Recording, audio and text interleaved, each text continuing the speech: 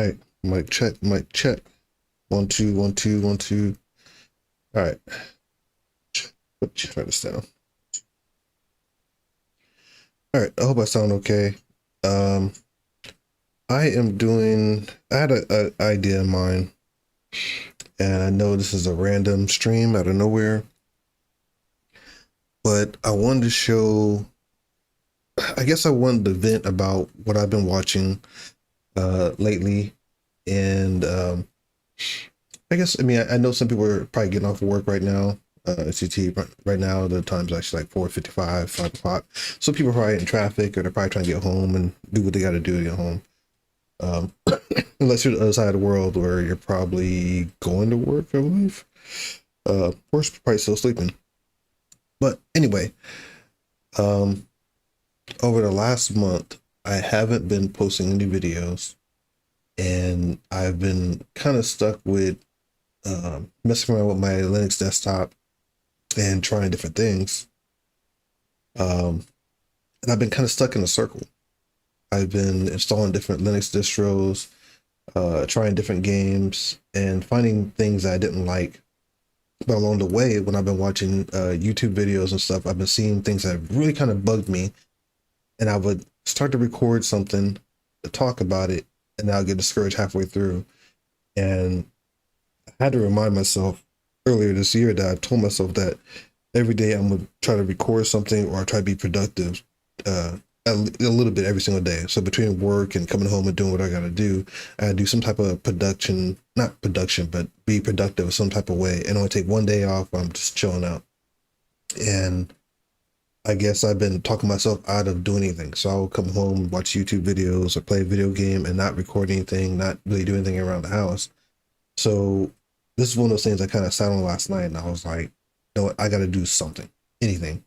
And I want to talk about Linux. I want to talk about gaming. I want to talk about the things I've seen as far as Linux and gaming stuff goes, and YouTube itself.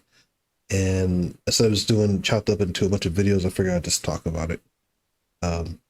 Again, this is an unexpected stream. I just kind of just threw it together. There's really a lot of things I got to do in the background that really not important to you guys, but something I want to work on. But even though no one's really watching right now, it's probably just me and Evie are on the stream right now. But when you guys do come and see this video, I hope you guys play it all the way through and you can see what I'm talking about here, especially if you're interested in Linux. So what you're seeing on the desktop right now this is my actual gaming desktop. The wallpapers are just ones I got off of Wallhaven, and they change like every 15 minutes. So 1 second here.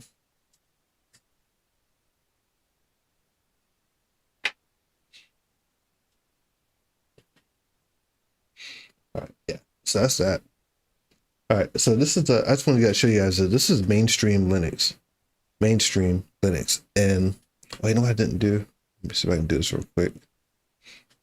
I kind of wanted to demonstrate this earlier, but let me see if I even have it in here. It's up here. I don't have it. Okay, so let me see if I can get it.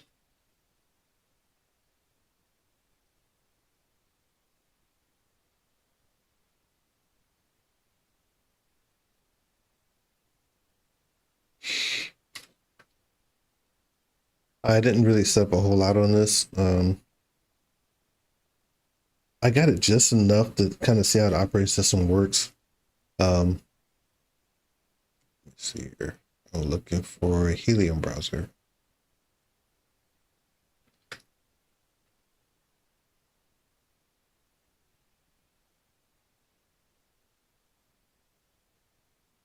It's Helium. I know you guys don't see my screen, but give me 1 second here. Or you don't see what I'm looking at. Trying to get an app image of Helium browser.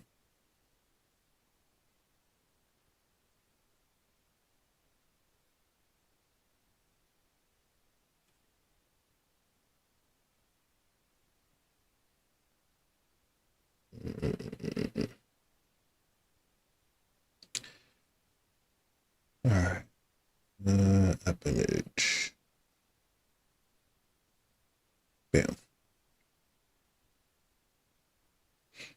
All right. I showed this before. All right. So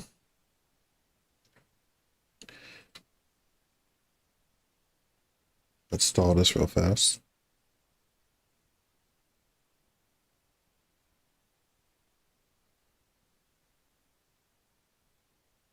Sorry if I'm blinding you with the white screen here. I'm also testing for when it goes to dark mode. It's supposed to go to dark mode at 1715, which is 5:15. So I haven't, since I installed this, I would be going to work before it was changed to dark mode, or I have my computer off. So I'll never actually witness this change from light to dark mode. It should be at, is it what? No, actually it's 7:15 p.m. it should change to dark mode, and 7:15 a.m. it should change to light mode. And each time I would be gone to work or I'd be come home for work, so I wouldn't see it. So that's one reason why everything is light mode right now. All right. So anyway, all right. So Helium browser is installed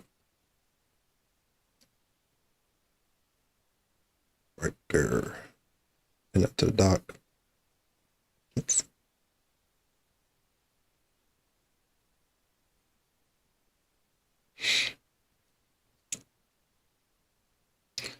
Okay. So what I was gonna say was I am on mainstream OS Linux. All right. So I'm gonna come in here and I'll show you. Probably got to set this up.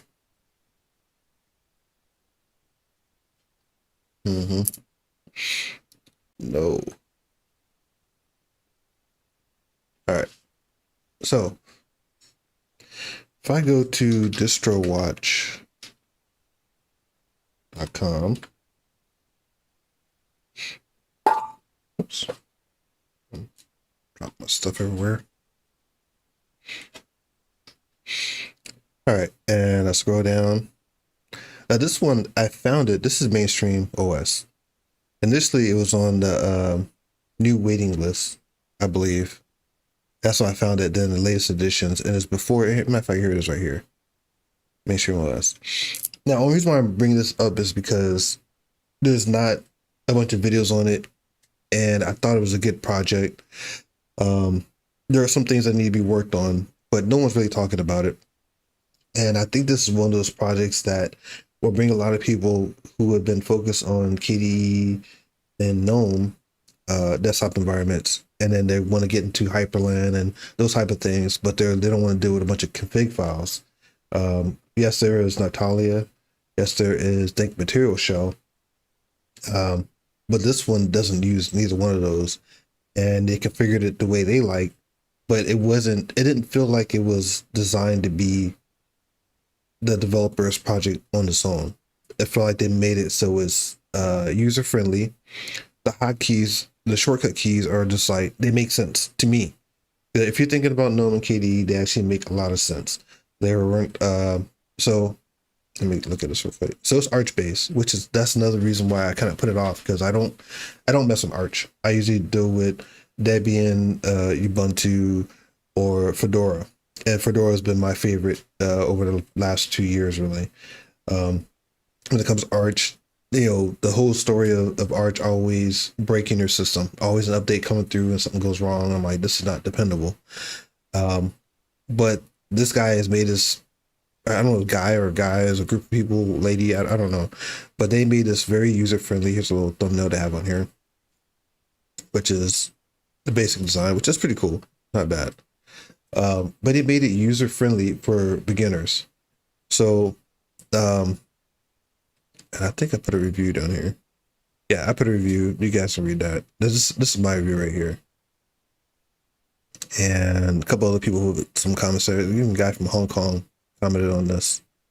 But anyway, I found that when you go to the site, and again, I'm only bringing this up because a lot of people have been talking about Amarchi, and they're talking about KineticWE, which I appreciate those guys doing what they're doing over there. But this is one that's not really getting much information, and there's not many people talking about it. I'm sorry, let me slow down because I get excited. There's not very many people talking about it. And I think part of it it might be getting mixed up in the YouTube algorithm if anybody's even talking about it at all, because the name of the distro is called Mainstream. And this is why I brought up a whole new fresh browser, because I wanted you guys to see when I search for stuff on YouTube. So it already has an ad blocker on it. So we go ahead and hit the plus sign up here and go to YouTube. All right, jump. All right, let's go to YouTube.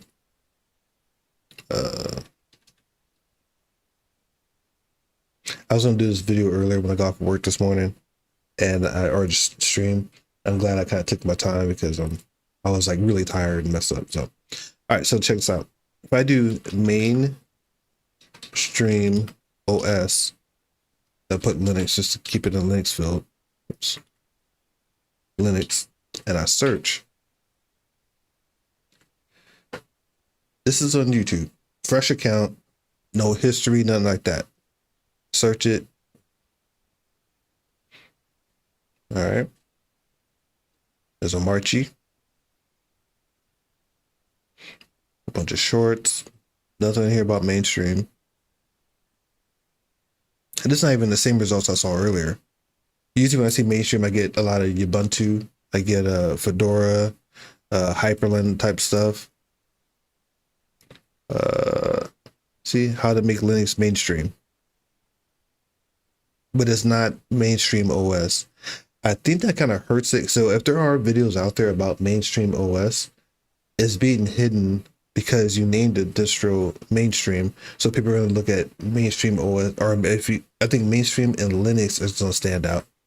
And people are going to find Ubuntu, they're going to find Fedora, they're going to find anything else other than the actual operating system called mainstream OS. There's nothing on it.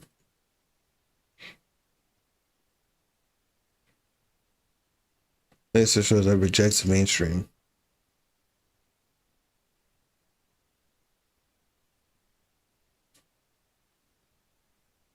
All right, and another reason why I did this search, I want you guys to see this. Actually, let me go back up and make sure. We'll go to recent uploads. I can't stand this guy's videos. I'm sure he's a great content creator. I can't stand his videos. He's overexcited about everything and anything, and it's always like an ad. I'm sorry. I'm just venting. It's stupid. All right. So, one, these thumbnails right here. Now, this guy, I know he's real. Network Chuck, I appreciate what he does. Talk about Linux projects. He does annoy me a little bit, but he does what he does. This right here, AI. It could be an AI thumbnail, and the channel could be real, but I feel like this is AI. Half time when you see this on YouTube, it really fucking pisses me off. Sorry for the profanity, but it really makes me mad when I'm trying to research Linux projects and I see AI content. And it's usually this plus AI audio. And I have no problem with AI. It's just when they saturate the YouTube algorithm with AI stuff. And it's annoying because I can't find the information I'm looking for because you're filling the field with a bunch of AI stuff, and it's so annoying. So anyway, I don't get on that whole rant because don't get me started. So anyway, all right. So this is AI right here, right? Then they got this right here. Linux distros look more premium than Mac OS. This, I'm guaranteed, this is AI as well. Matter of fact, no AI. Because guess what? There are no Linux distros that look like. Matter of fact, if you look at this thumbnail, if you know anything about Deepin Linux, there's a little bit of Deepin graphics on the bottom here. Can I zoom into this?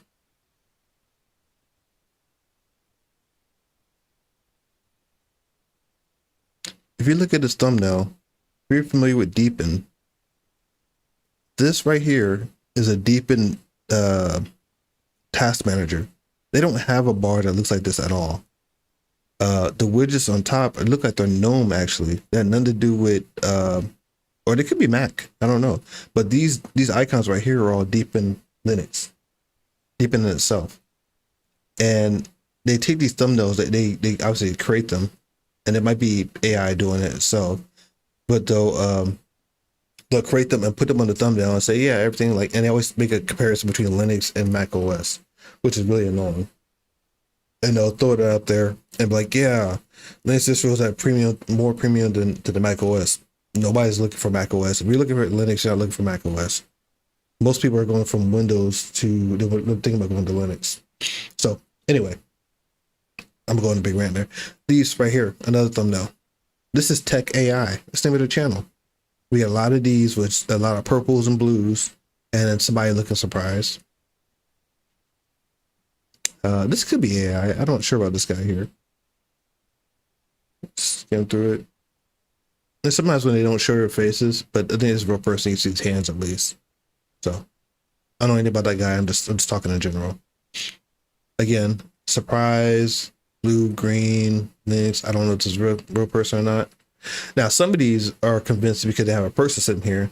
But what I noticed is that a lot of times they'll sit there and they'll have AI images. And you know, the person might move left or right. The mouth moves, eyes blink or whatever, but you never see any hands or any real emotion. Almost like very artificial. Now, I don't know if this guy's real or not. I'm just kind of generalizing right now. But I've seen a couple of these videos where it's been an old guy who's been doing it. I haven't seen his videos. I think his channel's been kicked out. It's been an older guy. If you watch through a couple of his videos, 1 minute his voice is like, hey, everybody, welcome back to the channel. And the next one is like, hey, yeah, I want to talk about this Linux, and I'm going to do XYZ on Linux, but you know, and he talks just like that, but his,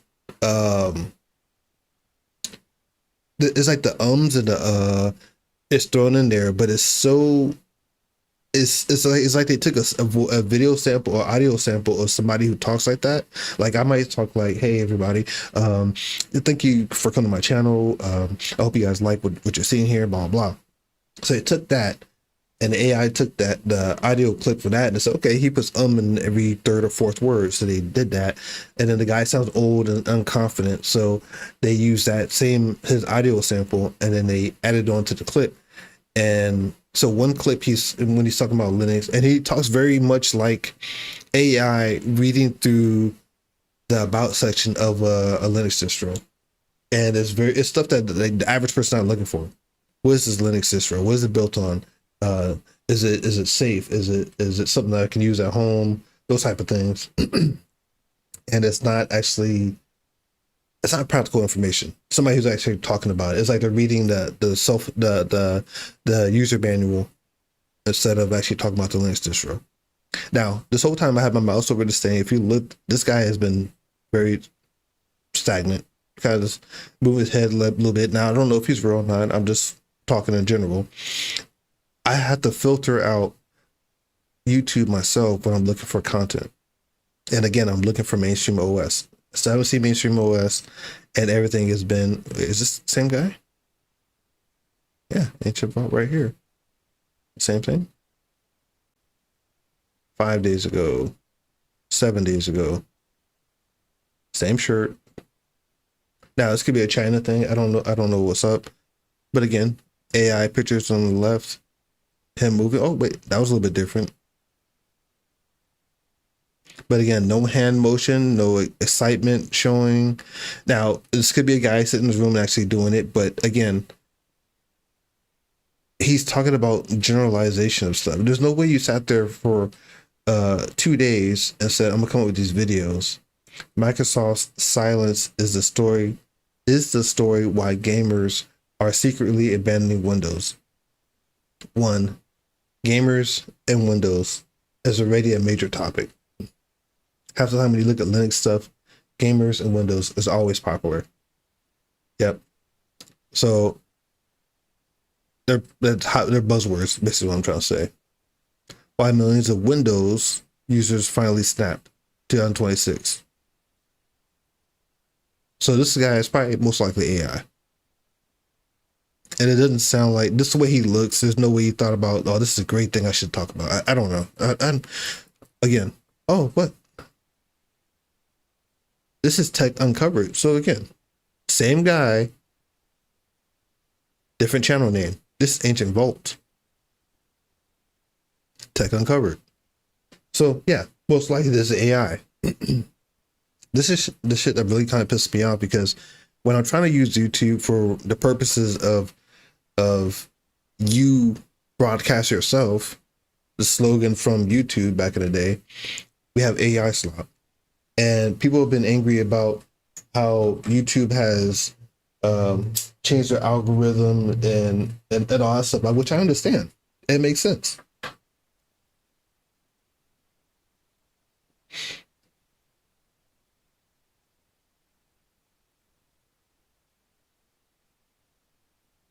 Smuggled kernels. What are you talking about? Rocco's Life. I actually like that name. Sounds kind of cool. Yeah. So when I'm looking on YouTube and I see all this stuff, when you're trying to look for Linux stuff and you come across this slop, it's like, again, I'm not really that deep into it. I'm seeing a lot of AI stuff. AI. I'm like, this could be legit. And again, I see his hands on there. AI, that's probably legit right here. Yeah. AI. Anyway, that's a whole rant itself. I get really annoyed. What's up, man? Hey, thanks for coming and watching my stream, man. I'm just venting and talking about Linux stuff. I might do some live installs here. I'm no Linux guru, but I like what I like, and I kind of just want to share what I'm actually going through. In this case, right now, I'm looking at mainstream OS. And later on, I'm gonna switch to Cosmic or do some other stuff. Yeah, exactly. It's a lot of BS that's on YouTube, and this is, I'm just talking about Linux stuff right now. But there's other things. When you're looking for other topics, I could look for what was I looking for earlier? AI. This shit really fucking pissed me off. And it flooded because there's people who are interested in Linux who want to see stuff, and they'll see there's a bunch of garbage in here. So you got to filter it. Oh, look, what's this? Mainstream OS, the latest mainstream OS. Install guide. All right, so yeah, they'll do that too. A general install guide. A general install guide. Now I don't know. This could be, I don't know what this text is right here. It could be just robot text. It could, that's the name of their channel, matter of fact. Yeah, there's a bunch of gibberish. Now I don't think that's Chinese characters because I've seen, what was I looking at earlier today? On my personal YouTube, I've actually seen, I have a couple of guys I'm subscribed to who are Japanese, and their titles are Japanese, which is totally fine. But I'll translate the title, and then the descriptions will be in Japanese, and I'll describe and I'll change it over, and I'll listen to the AI dub. There's nothing wrong with AI. It's just when there's people out there who are jacking up the market or jacking up the search algorithm with a bunch of BS, it just drives me freaking crazy. Yeah, it's not supposed to be AI content, but it's almost like a 50-50 thing, man. It's like they allow AI thumbnails, right? Because even YouTube, when you create it, when I don't know if you're a creator or not, but if I was to create this video right here and I say, hey, I want to, I'll tell you, I have a, matter of fact, let's do this right here. So this is my desktop right now. YouTube would take this shot and say, okay, they'll make it as an automatic thumbnail for my channel, right? Now, if I took a picture of myself and I say, hey, made this into a thumbnail, it might come up with something that's similar to this. It'll show my face and then show me like pointing, and then show the desktop basically like with an image of a girl there. I don't know. It'll do something like that, which is, I guess, is okay for a quick, expedient thumbnail, and you just want to move on about your production, thing or whatever, which is totally fine.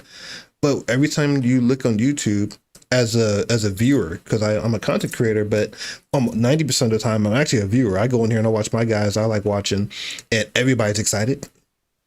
Everybody's thrilled. Everything's getting blown up in every thumbnail. Oh my gosh, exciting. Oh, point, mouth open.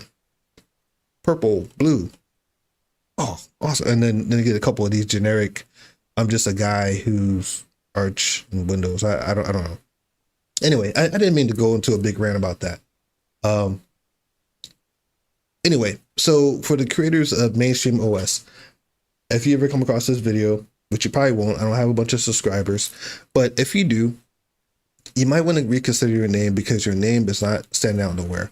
Now I'm talking about it right now, but this guy right here, which is most likely AI, actually did one, and it's very generic. I guarantee I'm not going to play it, but I guarantee it's just music in the background and then somebody doing stuff, and there's AI talking over it. I'm pretty sure that's what it is. But anyway, I won't go into that no more. Let me show you guys Mainstream OS. Close this out.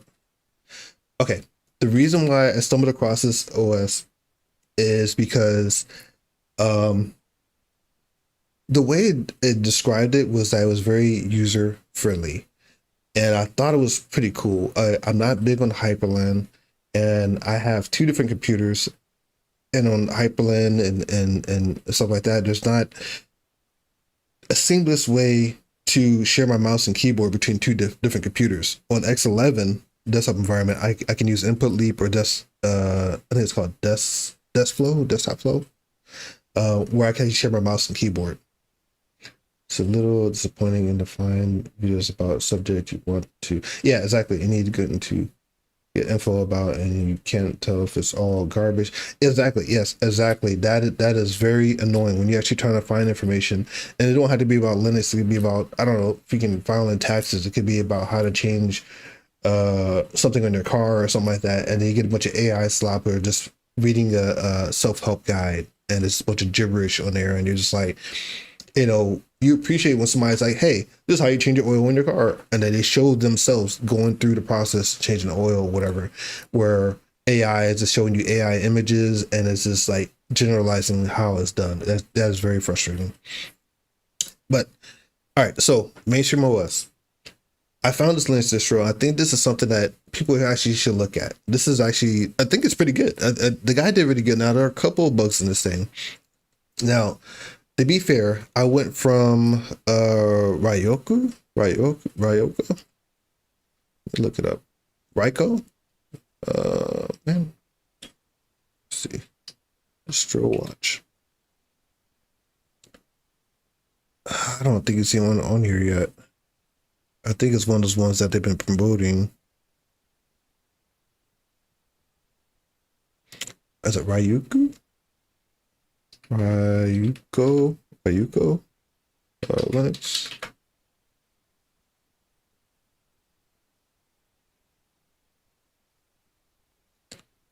Ryuko, is this it? Okay, yeah. So this guy, I think it's an individual. He has been promoting this. Oh my gosh! If you're looking for tweaks, this guy. And now I don't like his theming is a little offset. He has a Greek part right like this in the menus, but the name is Japanese, and there's a lot of Japanese theme. This is kanji, Japanese writing. So it's a mixture between Greek and then stuff like that. Now this is Ryoku. I think I'm saying that right. Ryoku Linux. I went from this, which is really cool, very convoluted. You can actually find videos on this. This guy is actually promoting stuff on YouTube. A lot of content creators are talking about it. I can't get into this because I don't want to keep it reinstalling it right now, but this is a real good one. I went from this. Everything was working great, but some of the features, the design was a little overwhelming for me. Let me see if he has pictures in here. I see, again, the Greek theme right here, which he might be about to change it. I don't know, which is kind of cool. But then there's a lot of settings in there that are a little overwhelming, a lot of animations and stuff. See again the kanji, not kanji, but the katana. Very pretty. It looks really nice. I'm not hating on it. What he did is really awesome. I think my issue was that it was a little convoluted. I don't have the patience or the focus to be able to handle all this stuff. A lot of animations, and for me too, at idle, it was pushing about 3 gigs of RAM. And I'm not huge in a RAM thing, but I did notice that for it to not be doing anything, all the animations and the stuff going in the background, it was using too much resource that I would prefer. Because in my case, I play video games, I stream, but I need my computer to have all the resources possible. Now, it's not going to be perfect, which I understand that, but I don't need while doing nothing, I'm using 3 gigs of RAM. I needed to be a little bit more optimized, I guess what word I'm looking for. But anyway, this Linux distro is pretty cool. I thought it's pretty awesome. But I got overwhelmed personally because there's a lot of settings and it was just like too much moving motions and context menus. But he had a lot of cool software installed that was pretty dope actually. It's based on Arch, but he had like a image oh my gosh, what do you call it? Like right now I'm using an app image. This is Helium browser I'm running in. Instead of using and I found this out in accident, I use gear lever right here to manage my app images. But he had something called a Raiku something, but it was not there was no description for it. And it actually runs app images. Like when I tried to test out Helium on there, it said, "Would you like your running with this?" I'm like, sure. And open up the web browser like I just did right now, and it's using whatever software this guy created. And I thought it was pretty freaking dope. He has a Ryuku store where you can do themes, I think lock screens and stuff like that. It was actually pretty cool.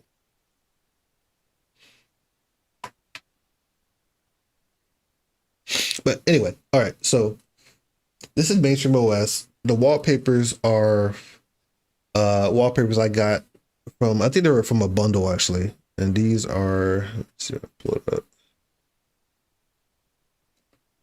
These are just a bundle that I got.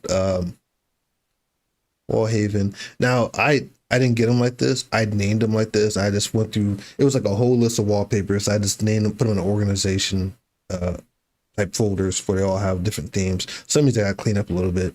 So I got a blue one. I got bright. Now the reason why I made it like this is because when I was on Cosmic Desktop, the theme doesn't change with the wallpaper like it does here on Hyprland. So I would change the theme on Cosmic Desktop and then to match whatever the wallpaper is. So if I wanted a yellow type theme, I would set Cosmic to yellow, and then my wallpapers would change in the slideshow. But anyway, this does what it's supposed to do. I keep bouncing around this. I think this distro needs some attention. If you're looking for a Linux distro, I'm not getting paid by this guy. I have nothing to do with this guy. I just happened to come across this Linux distro. I think it's kind of cool. Think about it as Hyprland / GNOME, which I think is kind of cool. This, I don't know what this is. I think this guy created it himself, but it's almost like the dash a dot type style in GNOME.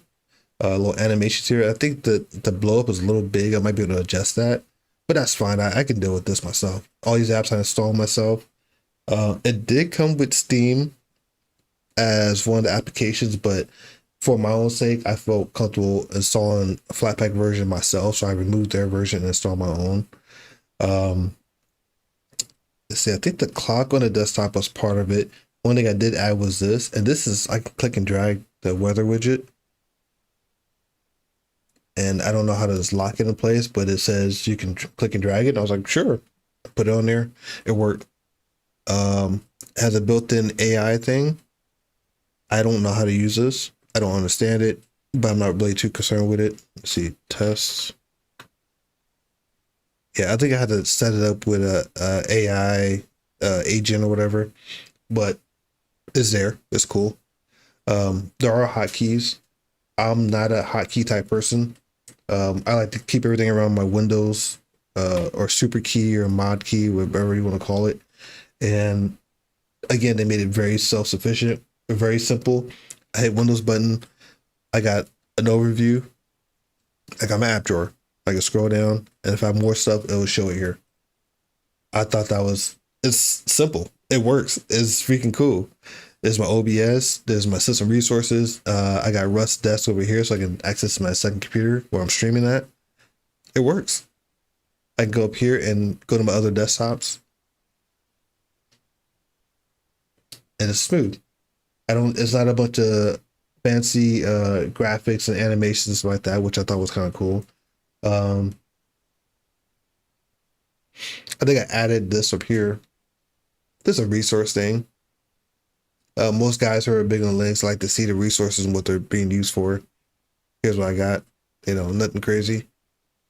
I think I added this up here. That's where I'm at. Texarkana, this is the weather.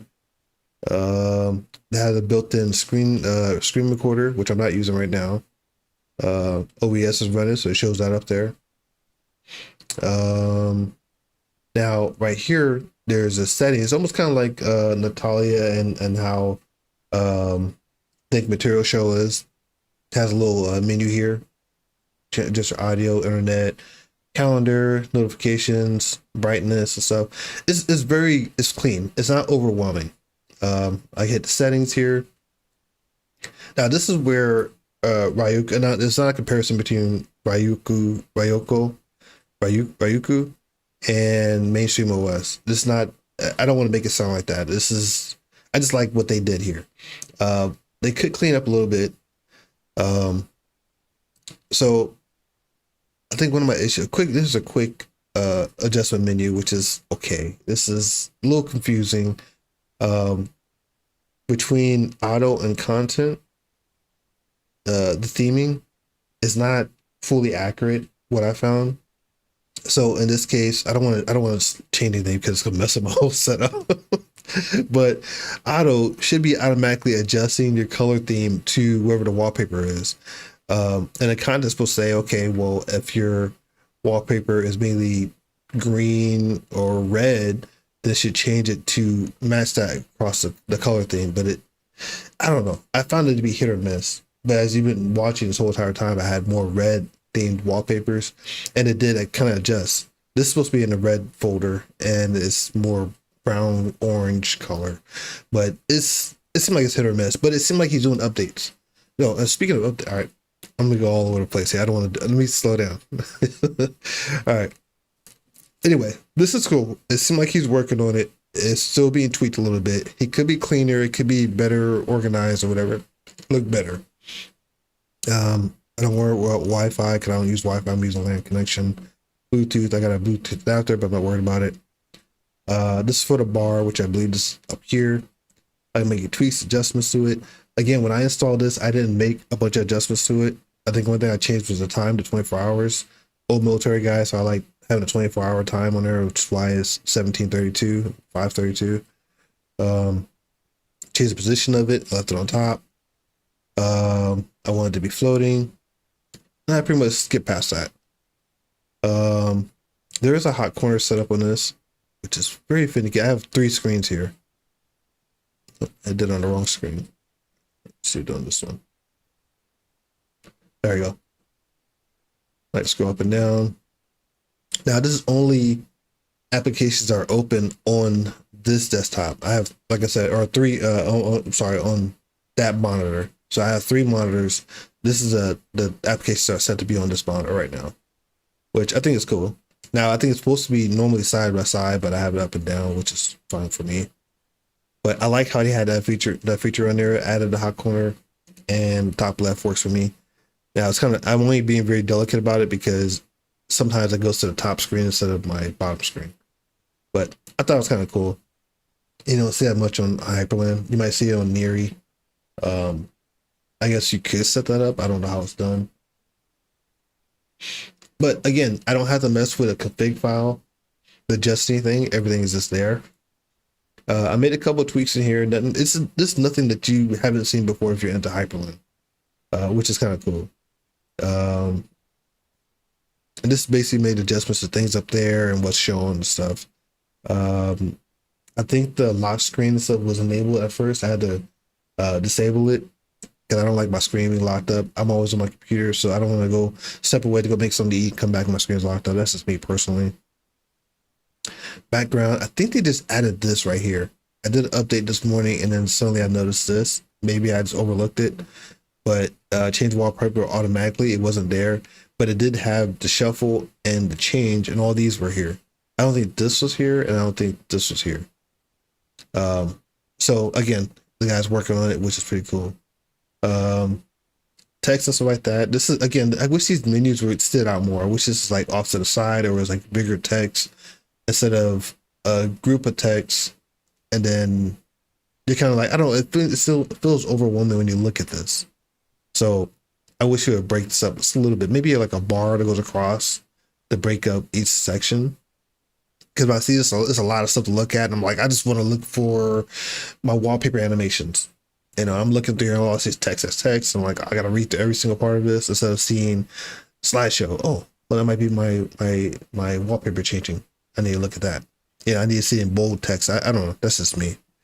But again, if he comes across this, mainstream OS developers, that's something I would prefer you change.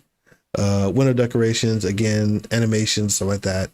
Scroll through this. I made a couple adjustments, nothing crazy. Theme. They have some pre-made themes. I have mine set to change from 7:15 to 7:15, so 7:15 a.m., 7:15 p.m. Basically making it dark and light, dark and light, which makes this white and black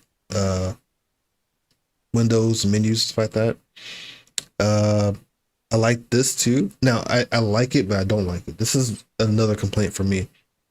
Now if you look at I think Natalia finally got it, but Dank Material Shell on theirs, you can actually click and drag these to different locations. The wallpaper just changed. Yeah, another red one. But on here, you can't click and drag, which really kind of bugs me because he could be working on this. He or they or she or whatever. Right now is set to a point where the menu up here can be adjusted by, let's see. So I think DP4 is my main desktop, right? Yeah, it's my default one. Everything else goes around that. So when you go down to DP5, it says position. You have to actually hit the drop down and choose where it's at. So DP5 is above this. Luckily, it is directly above it, which works out. This one, which is to the right, which is the right location, but I need the top of the screen to be matching the top of this DP4 screen. Thing is, when you look at DP6, again, to the right default. There's no adjustments to tweak it up or down by an inch or anything. Like, I can't slide it up and down to make it perfectly the way I want. And I wish they would fix that. I did try W Display or NWG dash display software I actually installed, and it just doesn't match what's happening on this operating system. Something's wrong with that. I don't know. So anyway, I wish they would fix this. And again, like I said, I've seen updates since I installed this. I've had this installed on my computer for about 3 days. And this is probably actually my second day I actually had a chance to sit down and mess with it. I installed it one day. I had to work for the last 2 days, and I'm here at home chilling out. And now I get to mess around with it some more. Layouts. You can adjust the layouts here. I left it at default, which is on dwindle. So when you open up different windows, I hate when people do this. It bothers me so much. But I'm gonna just do it real quick. Is it Windows T on here? Yes, it is. You see people do this a lot. And I just open a bunch of terminals. I hate when I watch videos on that because it doesn't tell me anything about resources or how it actually handles real stuff that you're actually doing on a computer. But just for display purposes, that is dwindle. That's how it's set up. I don't want to change that because I have 3 monitors, so I don't pack my desktop up with a bunch of stuff. So I usually keep 1 or 2 things open on the desktop, and then I go on about my business. In this case, I'm showing you guys this screen, but on my top screen I have OBS set up.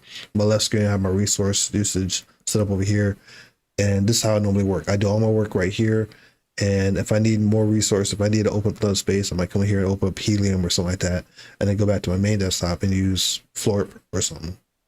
But I do like that they have different ones in here, and side scrolling, or the scrolling feature, is kind of cool. I always like that from Neri. I like to have the option here. So that was a really good idea. Keyboards, I'm not big on the keyboard thing. Oh, this is another thing too. I don't do a lot of keyboard shortcuts, but he has, let's see, the super tab. Bam. All your shortcuts are right here. I thought it was really, like, I found this on accident. I thought it was super tab would be my app drawer, and because I was messing with Hyprland another time, but super tab and all your little shortcut keys come up here. Now some of these are not registered, So if you try, I'm not gonna do one right now, but if I, cause I don't want to mess up my stream or anything, but some of these don't actually pull up anything, which is fine. But a little window pop up saying that's not registered or error or something like that, which is okay. But Windows button is my app drawer. What was it? Windows spacebar. Yeah, see, that's another one. Runtime or Lua. Basically, it doesn't do anything. What was it? Oh my gosh. Windows A is that Windows S. I don't know what the Windows S thing is. I mean, I guess I can look it up, but yeah. Anyway, I don't want to go into all that stuff. But I thought the shortcut keys are really they're on point. They weren't too bad at all. Actually, I probably change this. I don't need that because I'm using this. I don't have to worry about that right now. Yeah, but I think they made it very mouse and keyboard friendly, which I think is pretty dope. Again, I didn't change much in here. I think another thing I don't see in a lot of Hyprland setups, especially when you have a menu here, you can go here and change the mouse speed, which I did that. And I could do it right here. And I have to open up. I have not touched the config file since I got into this thing, which is pretty cool. Working here, okay. You see, you have a couple of different. Yeah, you know what? I use Floor 99% of the time. Helium is something that I've been toying with, and I always keep it as an app image. It's pretty cool. I'm not big on Chromium. I'm Mr. Paranoid when it comes to Google and stuff, but it's actually pretty solid. It actually runs fast. It gets the job done, and it's good for testing stuff. So I can pull up a web page and see how it looks without me being signed into any accounts. And I like to keep it for that purposes. So yeah, I am thinking about Zen browser, but that's kind of like staying on the Firefox type, idea. But Florp, I like Florp.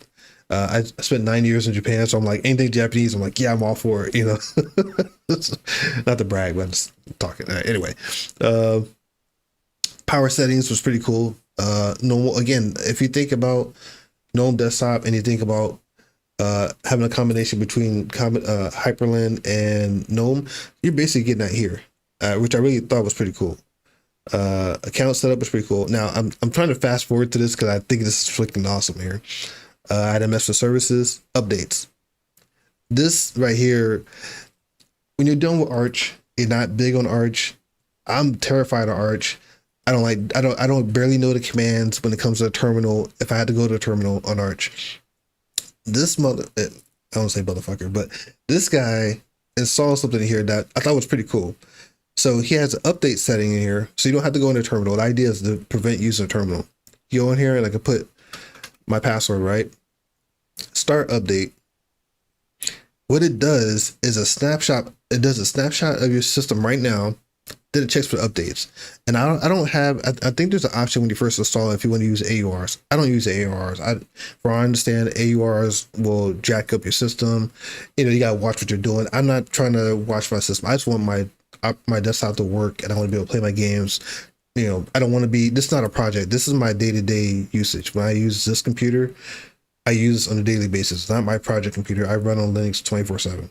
So when I go to work, I have to use, I'm an IT guy, so I had to use Windows at work. When I come home, I'm Linux 24/7.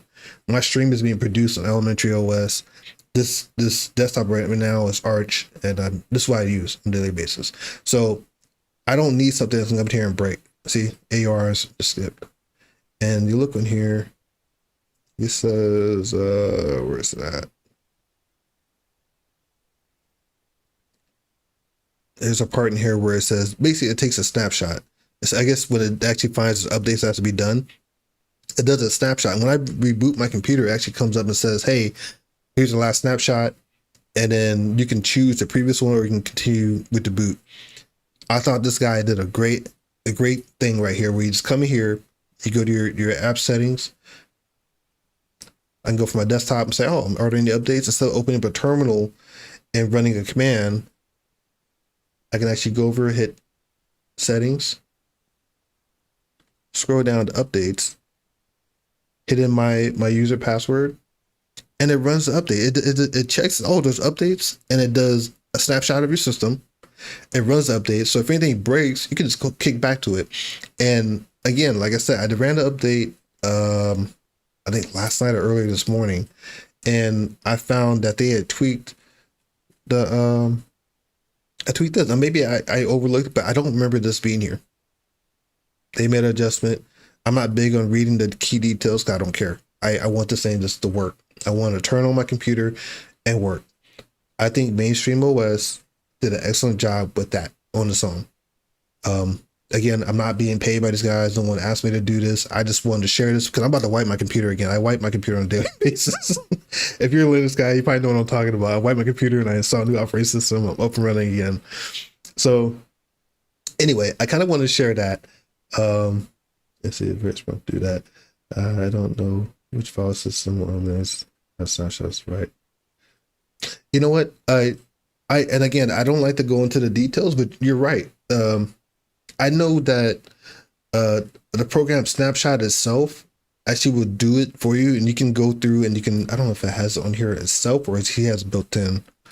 Oops, snapshot. Yeah, so it must be something he has built in. It's a service that actually runs in the background that actually does a snapshot. But I know Btrfs will do it for you. So, and Btrfs, I'm assuming you're, yeah, because you said ZFS, so you know what I'm talking about. Btrfs will do it for you. So Btrfs will do that, basically the same idea. You install an operating system, you get an update, and it automatically does the backups for you. You can go and choose those. I think it does 3 or 4 from my understanding of it. Elementary does not have that. I'm using Elementary 7.1 on my studio computer that's actually showing the stream here, so I won't see it on that one. Yeah, but Btrfs I know does it. But I know Snapshot, the program itself, will actually work as well. Now, what I did see on this thing was, now this could be, I don't know if it's a Hyprland thing. I don't think it has nothing to do with this distro. I did find that the first couple of days when I installed this, now it came with this the GNOME Software Center, right? I installed Bazaar because I like my Flatpaks. I deal with Flatpaks and app images. That's just me. That's how it works. But some reason it wasn't updating Flatpak information on here, and it will say something like actually on Bazaar it will say images or software is cached. And if I go to install something, it'll take hours, or it'll sit there in the process and it'll say error, can't update. It could have been a Bazaar thing, it could have been a Flatpak service thing. I don't know what it was, but things will stop working. But I don't know if it's a Hyprland thing. It could have been just, I don't think it was this distro, because I had the same issue on Ryuku prior to installing this. So I think it could have been a Hyprland thing, or it could have been just the Flatpak hub was having a hard time. Anyway, so, but I wanted to show you guys this, but I'm also interested in showing Cosmic Desktop, and I might come back to this later on. I usually wipe my hard drive and I come back and I do a fresh install. I spend a lot of my time doing this. I'm really not in the mood today, but at the same time, I wanted to show you guys this stuff. Because a lot of people who are considering coming to Linux, they see the flashy terminals and super cool graphics and all that stuff, and they say, I don't want Windows, I want that. That's pretty dope. And they get in something like this, and they realize that they have to actually be in this, and they're like, oh, what? And you're like, yeah, go ahead and sudo pacman something or whatever the case might be. And they're like, they want to feel cool, but when you're in Linux, it's not about this. It's, to me, you're not going to live right here. You do just like Windows. You log on. Let's see, I'm going to go ahead and open up Steam. I already opened up my Steam, or I already have Steam installed in here. Or Steam's loading up right now. Damn, there's Steam. Also, let me go ahead and get on and, I don't know, see what's hot on YouTube or something like that. I don't know. YouTube.com. This is the average person, the average Joe. And when you watch these videos and you see, wow, really? All right, I'm trying to show that. Let me sip that. When you see these videos on Linux desktop environments, they show FPS, user frame count when you're playing video games, and then they come in here and then they show you unrealistic stuff that people actually do on a computer. An average person comes here and they watch their favorite YouTube channels, they watch their streaming sites, they watch or they check their emails, I don't know, they look at different Linux distros. I'm coming here and do this. No one's sitting there counting frames. No one's in a terminal installing stuff. If your Linux desktop environment is a project, yes, that makes sense. If it's just a project, something you throw on the side, and the rest of the time you're on Windows, that makes sense. That totally makes sense. Go ahead and do that. But in this case, I think a lot of Linux content creators need to show the reality of what it is messing around on Linux. It's not a bunch of commands and fixing stuff and tweaking and adjustments. There are people who actually live in this environment. It's not just a project. My wife Evie, who's actually watching, I put her on Linux, and she was doing the exact same thing I'm doing. She's playing her games. She's searching the web. That was it. She's not a tech person. I do all the computer. I have all the responsibility of the computer and the management and stuff like that, network and stuff like that. I do all that stuff in our household. And all she wants her computer to work. Turn on the computer, she wants to go ahead and look at her favorite YouTube videos or look up a recipe, whatever she's working on, and then turn around and play her video games.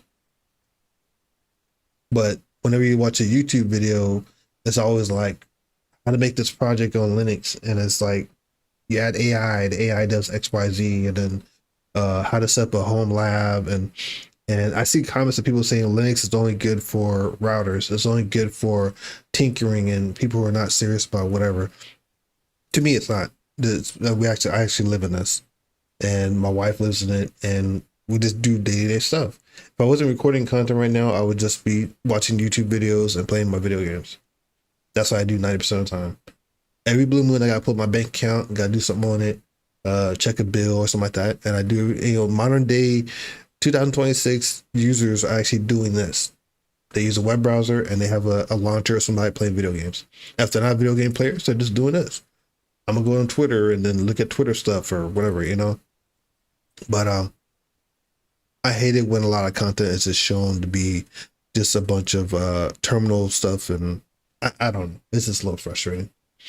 Let's exit that. But yeah, I think this operating system, mainstream OS. I'm gonna keep saying it. Hopefully, algorithm will pick it up. Mainstream OS, mainstream OS, mainstream OS. I think it's pretty solid. It's not being promoted. I haven't seen it pushed out in a lot of chats. The Ryuku, nothing against that guy.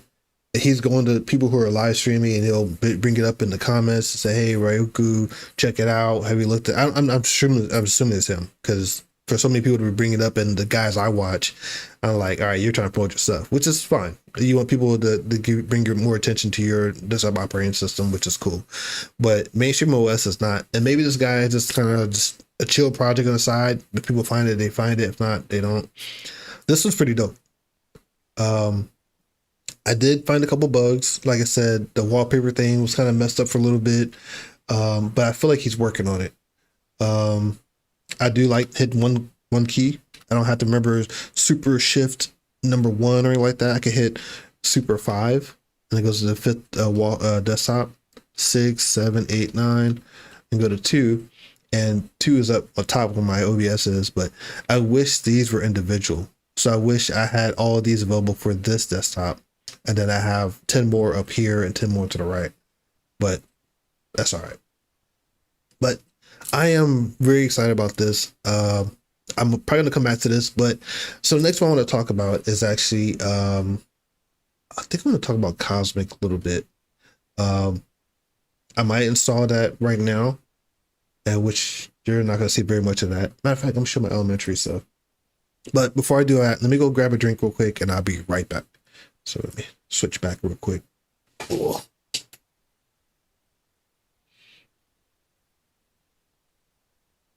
All right, give me 1 second. I'll step away, get a drink. I'll be right back.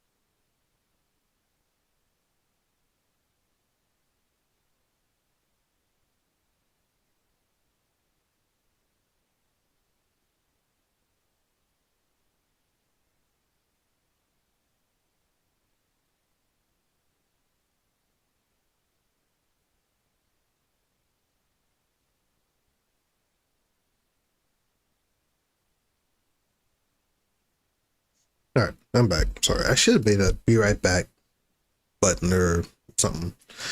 So, what I want to show next is my desktop environment that I do my production stuff on. Now, I mentioned before, I use Elementary OS 7.1, and there's a reason for that. It's because 8.1 is very buggy, and it feels like they had got rid of the people who were actually programming Elementary OS, and they got a bunch of amateurs or people who didn't really understand it. I think the people who had the actual key to the operating system had left the project, and I'm not going to go into all those details there, but it felt like they left their project, and people coming in that know the source of how to use it, so they kind of worked around what they couldn't adjust. And 8.1 is not coherent. It doesn't feel coherent. But also notice the buttery smoothness of 7.1 compared to 8.1. My only issue is that it's getting outdated, which is why I'm searching around for different desktop environments, because I need one that is solid, is up to date, modern. Is now Elementary 7.1 is getting updated, but it's not. It's like runtime updates are getting updated, maybe a couple of security patches, because it's built on Ubuntu 22.04. But I'm getting like modern updates. I'm not getting stuff that I really need done. I need some real software updates on this thing. So give me 1 second here, I'll show you that.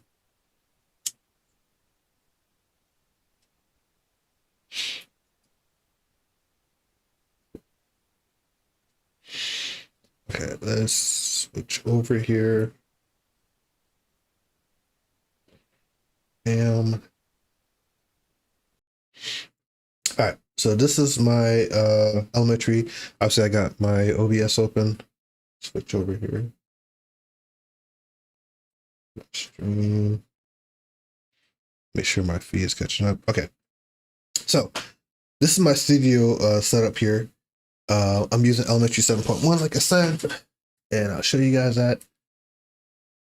Oops, it's not the same as other ones. Go ahead here. Oh shoot. No, I did not just close up. Okay, I did. All right. Okay, so settings, and I am using Elementary 7.1. This is my studio computer. This is what I call my studio computer. This is where I do my live streams. This is where I do my video editing. OBS stuff is on here. I need to mess with my audio, whatever. I do all that stuff on this computer. And I try to keep this as stagnant as possible, but also need to be modernized. Ubuntu 22.04, I think it's end of support. I think the end of this year or beginning of next year. So I'm trying to get ahead of the updates and trying to find something that is solid that I can use right now. I could just throw Ubuntu on this and call it a day. I could throw you Fedora on here. I might do something like Silver Blue and call it a day. I don't know. But this is my studio computer, and I like it to be stable. I need to be able to edit my videos and make things work. Now, since it's a little outdated, I found that Bazaar, the newest update, would not work on here. So what I had to do was go to applications. I got a program called Warehouse.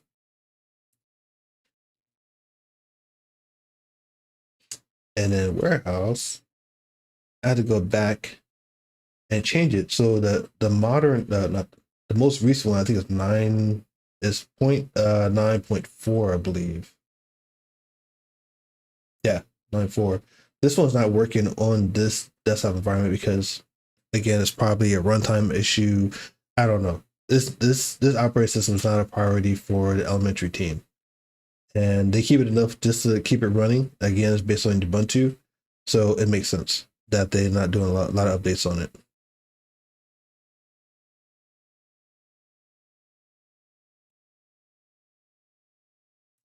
It could be a hard. No, I don't think it's a hardware. This is not my fastest computer. Um, I mean, I'm not a big spec guy. I don't do a lot of that type of stuff. But this is like this is my general computer. My other computer has a Radeon 6700. I think it's 6700. I think. And this one has more cores. CPU cores is the other one. This is what's it 50? I think it's a RX 550, I believe. I had a couple of drinks, so sorry if I'm like all over the place. Memory wise, I'm good. And it's actually a 500 gig hard drive, and the 1 terabyte is my backup space. But yeah, I'm not too worried about this one. This computer can be anything here. I even have a large language model on here that I use for doing some research, but I also use Copilot and ChatGPT. But this is my studio computer, and I kind of want to basically show off that you can use older software. But the weird thing is that I guess what I'm noticing is that as new Linux distros come out, everybody's moving to Wayland, and it doesn't make any sense to me because Wayland is still in its infancy compared to X11. If you're new to Linux, you're probably like, what are you talking about? It's like, how can I describe it? Used to see the years ago, so I understand. Okay, all right, yeah. See, I really ever come to people who are in the same position I am, where you have two computers you're dealing with. Right, Wayland is being pushed out and shoved down your throat for every Linux distros coming out. So I rely on programs like this one, and they don't show it on here, but I don't know if it'll come up or not. And see how smooth that is? I have it set up where I put it in the corner, I just switch over. It's buttery smooth, it pops up. So I use Input Leap. This is my client computer, and normally I can put my mouse to the side and it'll go to my other computer seamlessly. It's almost like it's two computers working as one, which it basically is. I can copy something here. I can copy a text here. I can't do it right now. Oh shit, I won't do that. But I can copy text here and then paste it on the other computer if it's X11. But for security purposes, Wayland does not allow that. So I've been having to do, I don't think I have it on here. I had it on here, but it wasn't working right. So I use app image again. So it's gear lever. Oh, I removed it. Okay. So I had a program that no one talks about, which I want to do a video about this. I'm not going to open a web browser because I want nobody seeing my bigvideoholes.com page. But there's a program called Landmouse. And Landmouse basically has the same idea. You can share your mouse and keyboard between two different computers, but it actually supports Wayland, which is kind of cool.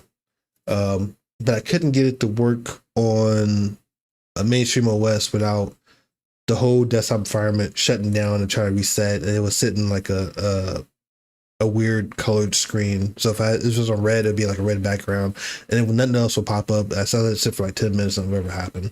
So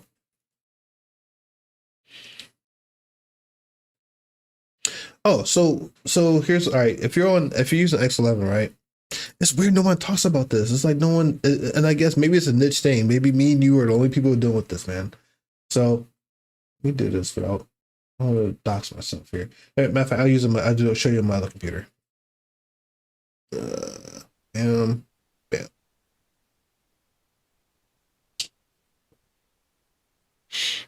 So if you're using, let's go here. Yeah. So if you are on X11, right? I use this flat hub or flat pack slot. Flathub.com. You might have a flat pack software on there. And I did it wrong. Flat. Oh, not flat. Oh, that's right. Flathub.com.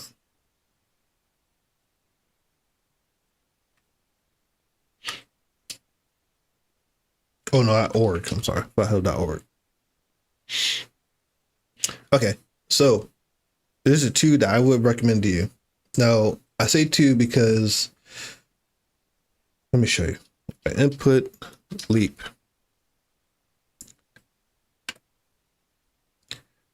This is the one I rely on most of the time. Alternative is DeskFlow.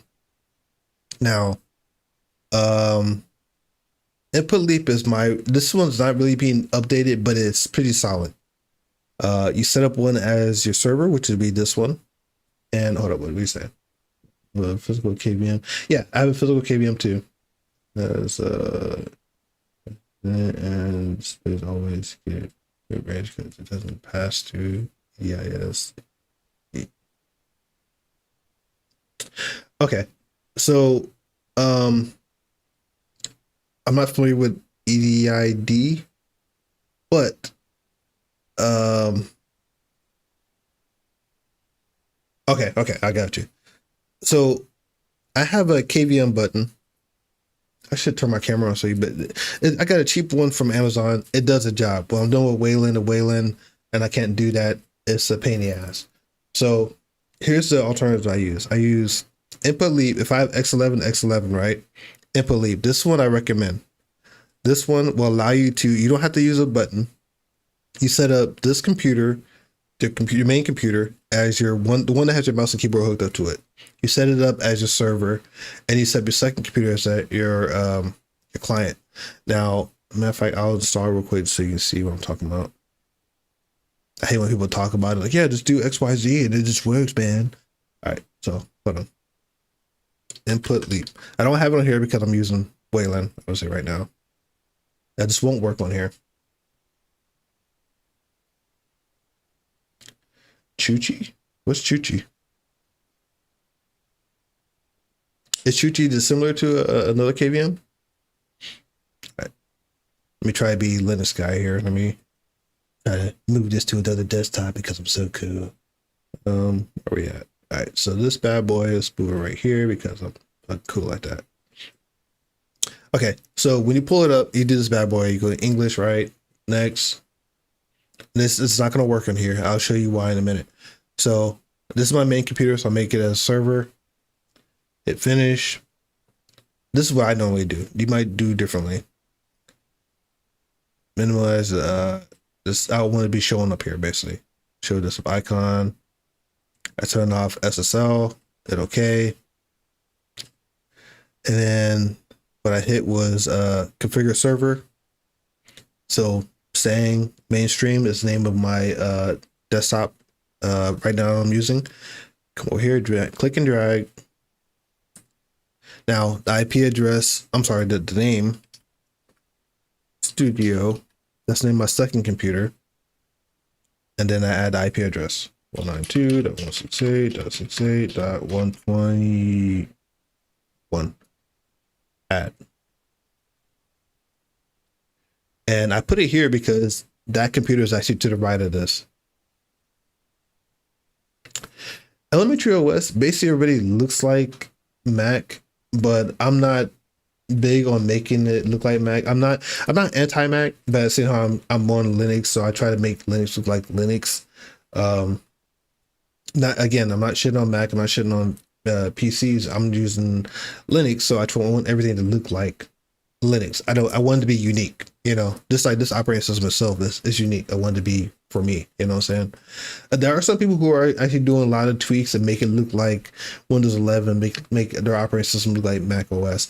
I'm just not big onto that type of thing. All right, but for Input Leap, this is what I do. So this is my computer on the left, my computer on the right. I put the IP address and I named it. And sometimes the naming part is important for it to connect. Now, it's not going to work on here because of Wayland, and I'll show you here in a second. So if I hit start, it's going to come out with a bunch of these errors. What? I didn't do it. Show log.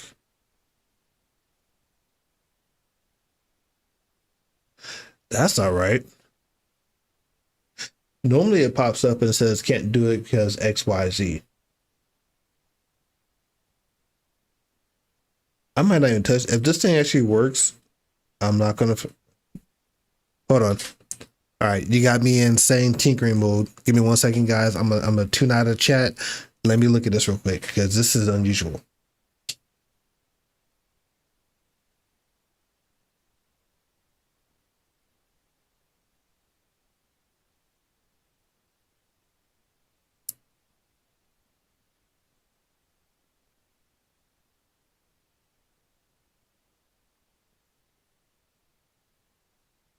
All right, so open it back over here. See class, it has disconnected. Put leaps on here. It's running. What the fuck? There's no way.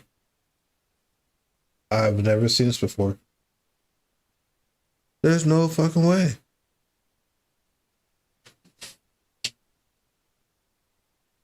Okay. I'm not gonna get too excited because I'm pumped right now. Normally, what happens is when you hit this up, when you hit start on this, this will pop up with a bunch of like 5 errors saying it doesn't work. Okay, it's not working. It looks like it's working, but it's not.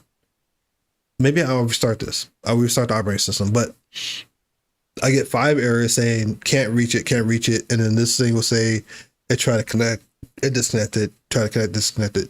But it's actually saying same studio has connected, which is really crazy. Now, when I move the mouse over to the edge of the screen, it's not going over to my other screen, my other computer. So what I'm gonna do is I'm gonna try to restart this and see if it actually works. But this is a trip because I've never seen this work on Hyprland. Maybe he did some crazy, the guy who created this, maybe he did some crazy shit in the background I'm not aware of. Let me make sure. This is Hyprland. I mean, this is Hyprland. It's Hyprland. Built with Hyprland. Hydrogen, okay. So Hyprland's in there. But see, all right, so Hyprland is very secure based. So a lot of people you talk to on Linux they're about security. You don't worry about that on Windows because Microsoft takes care of the security stuff in the background. So all you worry about is getting on a computer, playing the games, checking the email, whatever you do. They do all the stuff in the background. They have their firewall stuff built into it. And people go to Linux like, I want my own system. I have control of everything, blah, blah, blah. And they're very secure, security minded that I don't want the band over my shoulder looking at my system. So Wayland is like answer to X11. X11 has been code built from the 1970s, 80s, whatever, and it's been code built on top of code, and no one's taken out old stuff that doesn't need to be there. So the code's built on top of the other code. Wayland is the new answer to that, where it's more secure. So ideally, a hacker cannot get what they call key logging. You type in your password and stuff like that. You're not supposed to be able to transport that stuff because it's all behind encryption.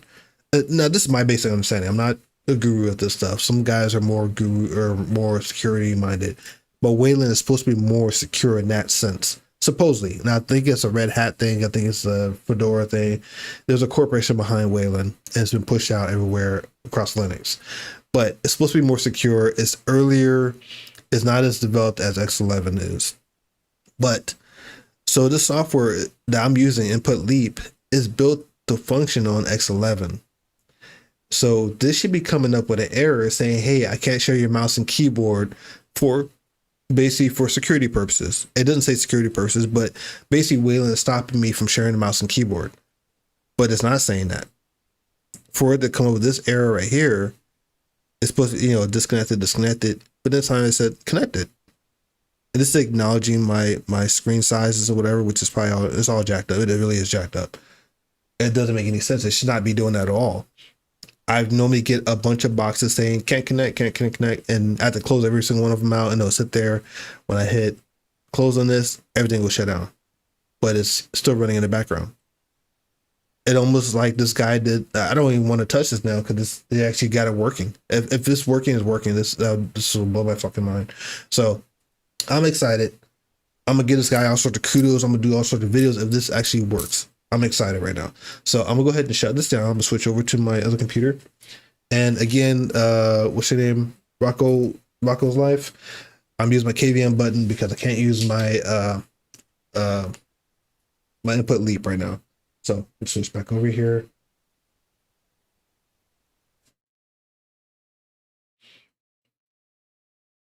I'm gonna start this computer over here. Let's see, close this out.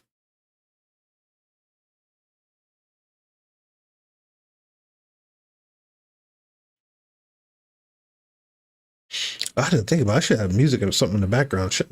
You guys probably like, man, it's so quiet and boring. Let's see here. All right, I'm gonna turn off the display for 1 second here. I don't want y'all to see my goodies.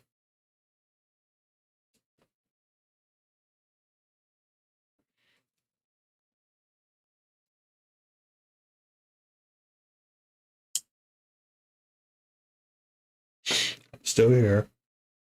1 second.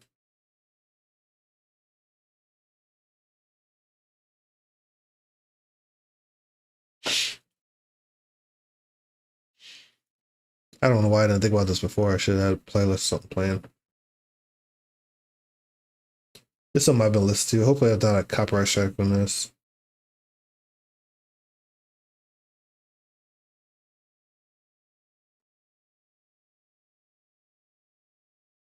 Hopefully it's not too loud.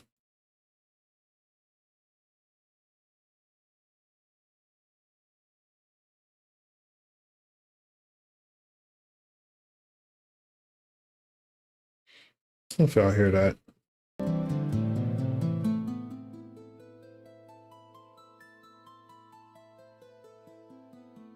All right, hope you hear that.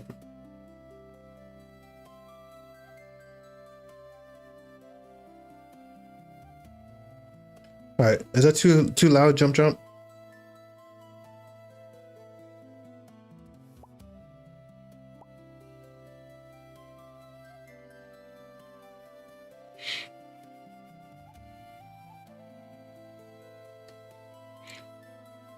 All right, let me switch back over to my other computer.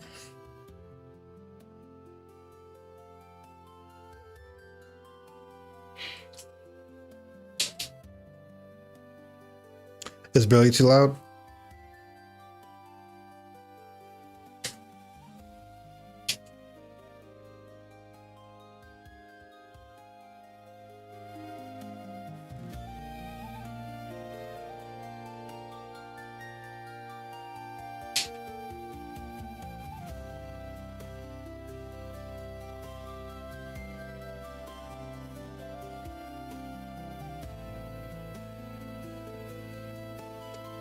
All right, get OBS back up on the other system.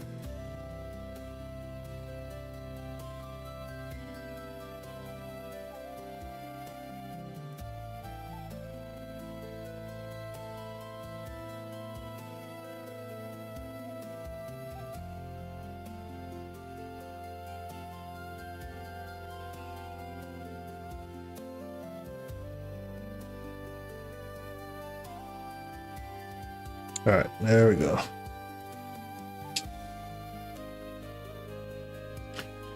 All right, let's see if this actually works. Jump, are you saying you can barely hear music?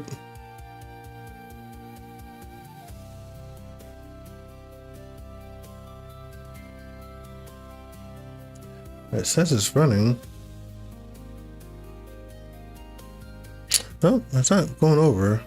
Let me see logs. Show is connected.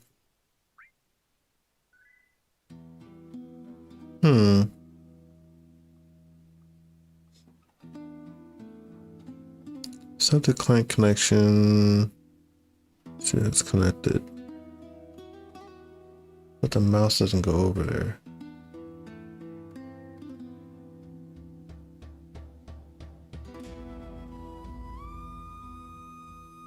This is weird. It's almost like I wonder if it could be a firewall setting. No, because it's not giving me an error.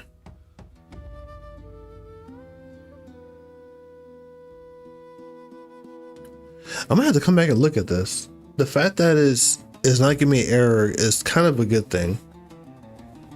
I've never seen that before. Oh gosh, this is crazy. All right, give me 1 second, guys.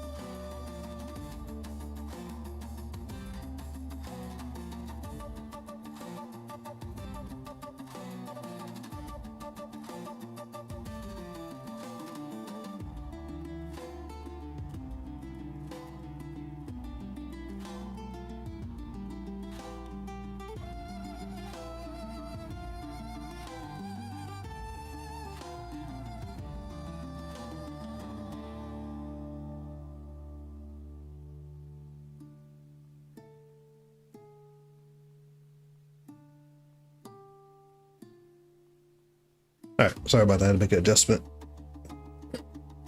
So that is pretty cool. That's me using my KVM, switching back and forth. I may hit it again.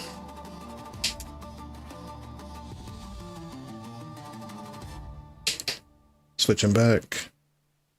So these settings are the display settings, which are wrong, which is weird.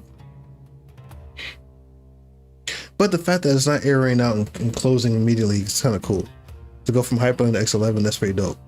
I wonder if I had this operating system on my server computer, if it would actually work. That's something I have to do off camera because I'm recording or I'm streaming off my elementary system. So we'll come back to that. It's actually pretty cool that's not airing out. I'm actually excited about that.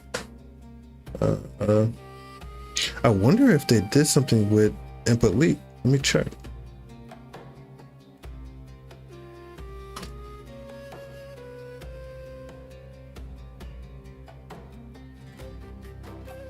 Rocco's Life, I don't know if you're still watching, man. I kind of got caught up here, but let me see. What is that?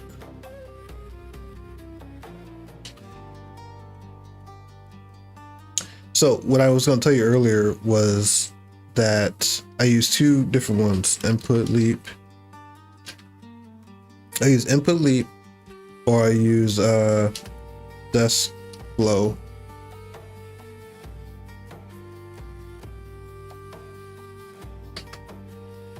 Desk flow.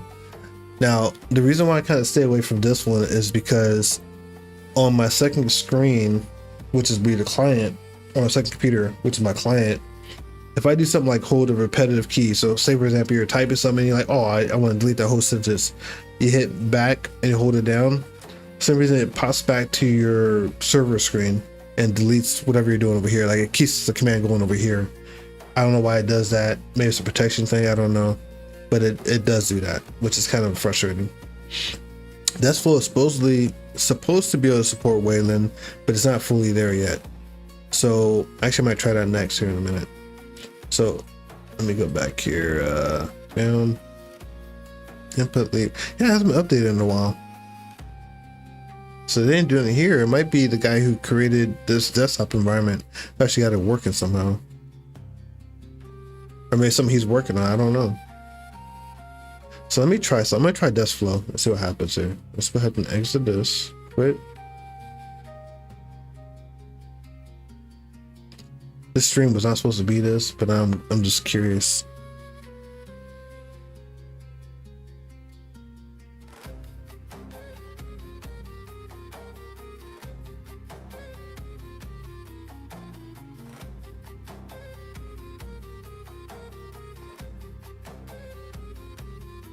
Where are you at?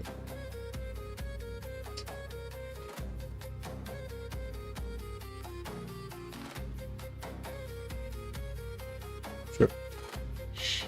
All right.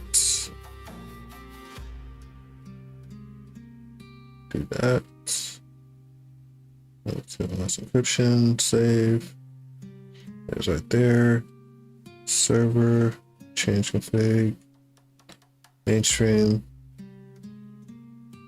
It's a little bit opposite of here. I got to put the IP address. 2.168.168.121. And it's called Sang Studio. Okay. Now when I hit start, it should come up with a bunch of errors. So let's see what happens here.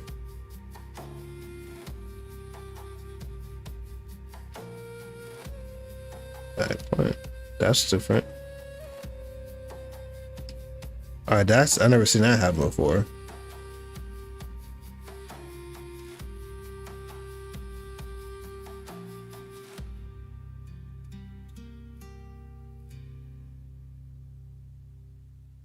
Hold up, let me do this.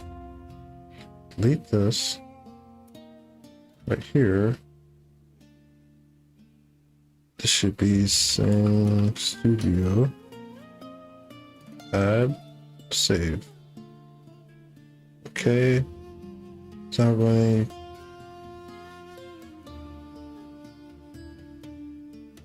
I don't know why it's grayed out like this. Oh, what's this in the background? Okay, let's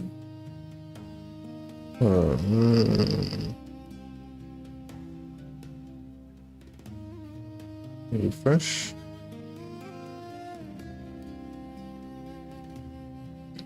Code for restart. I've never seen that before. All right, let me try this again. Okay, that's fine.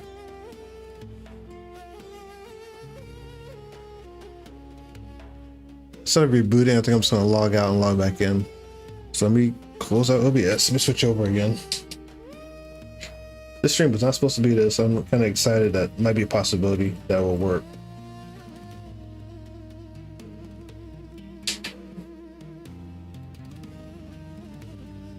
Let's see.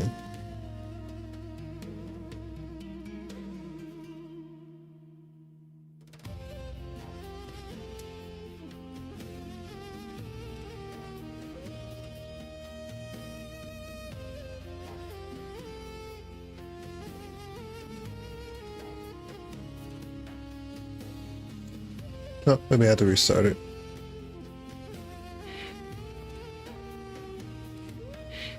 Yeah, everything's popping up all funny. Let me do this. Let me restart. This is weird. It gives me hope that Hyprland is kind of giving a little wiggle room. Now, it could be the guy who made mainstream OS, or is actually made things work. I don't know. Maybe they're partially there. Maybe I gotta open up my firewall settings and make adjustments. I don't know, but it seems like there might be something here. So we'll see.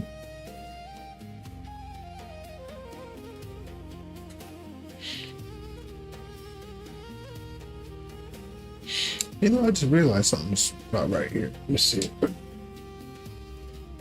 It should be. Let's see. I'll do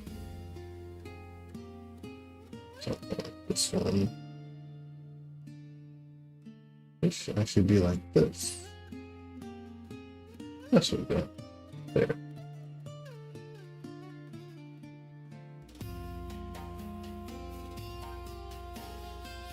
That's how it should look. All right, there's some other. Computer's restarted.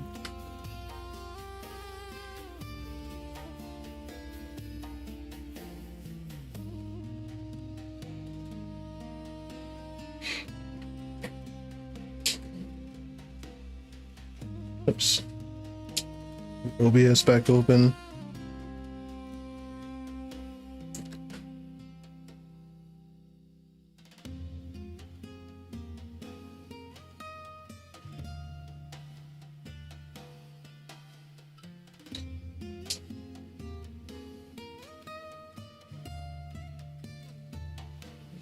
All right, that's that, and this should be the same with this one.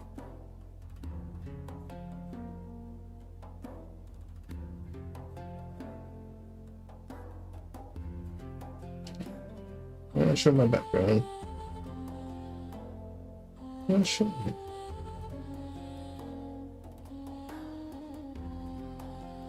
Oh, it's not showing. That's fine.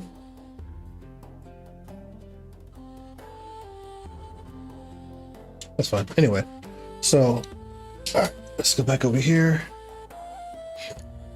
Let's open up DeskFlow again.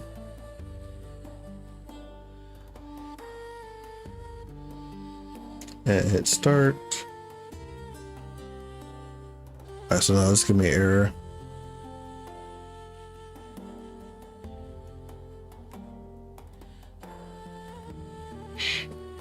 Maybe on elementary, if I close out input leap.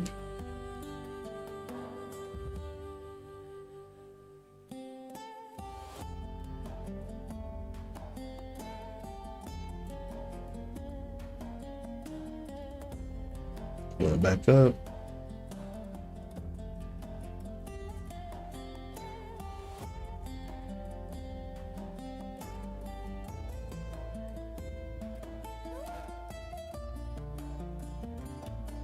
Starting, nothing shown over here. Switch back over.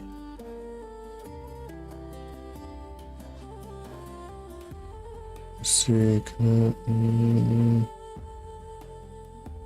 It's already used. Let's see. Delete that. Add it again.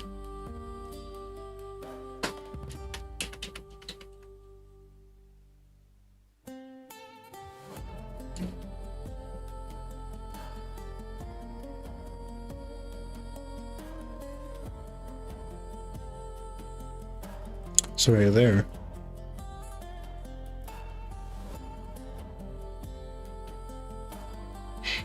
It's not working.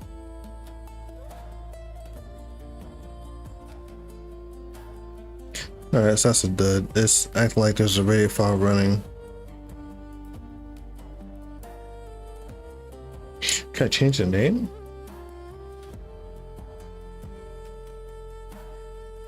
This is backwards, so.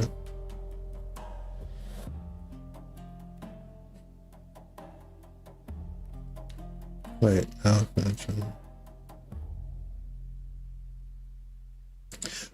it has, let's see.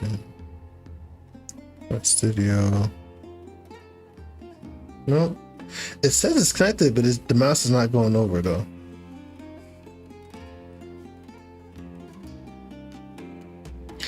Again, it still gives me hope. It just might work. Maybe I got to do some tweaking, or maybe if I had the same Hyprland setup. This is pretty freaking dope. I'm excited about it. So I'm gonna go ahead and exit this. I'll tinker with that later. I didn't want to make the stream all about this, but I'm excited that it got this far. So close that out. Yeah, that kind of sucks.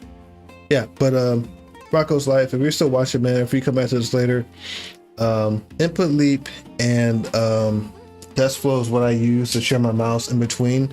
There is no KVM, and this is supposed to be a software-based KVM, so you don't have to hit a hotkey or nothing like that. It basically makes the two computers work as one. You share your mouse and keyboard in between the two of them, and you can move your mouse to the edge of the screen, and it goes over to the other computer as if they're one unit.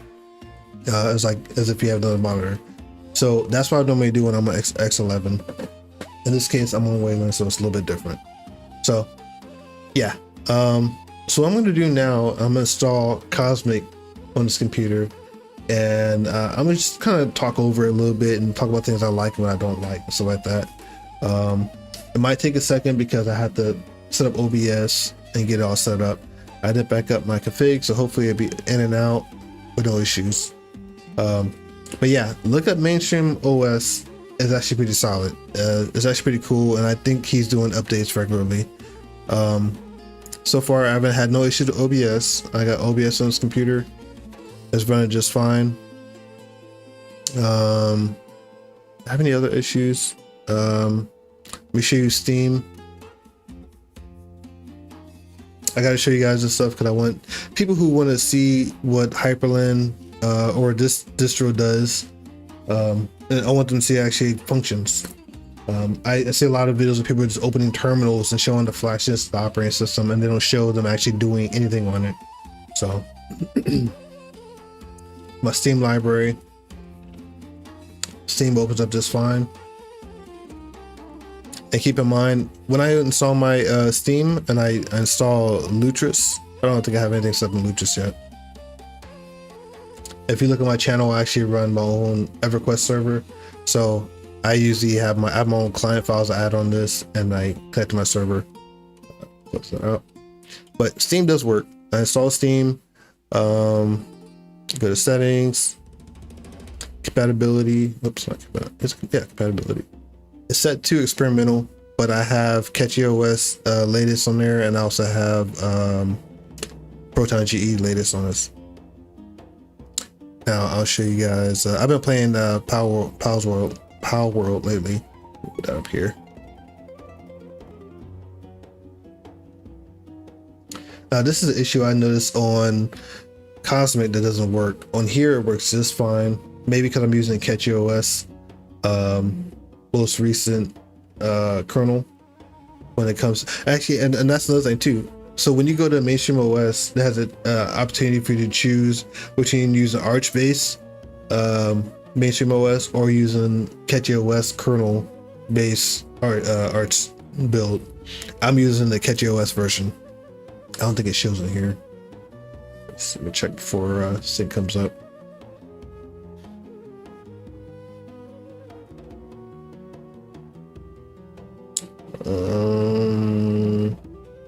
Show services.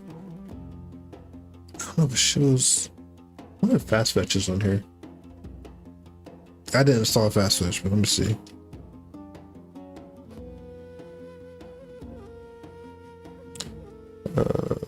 Let's see here. I'm gonna find kernel. 7.1.9. Doesn't say Catchy on here, but it is KineticWE. That's the one I got. What's up, Southeastern? What's that? Southeastern Rain Lover. What's going on? New faces around here. I'm just tinkering around with Linux. I'm just showing Hyprland. In this case, I'm showing mainstream OS. I'm gonna mess with this is Linux.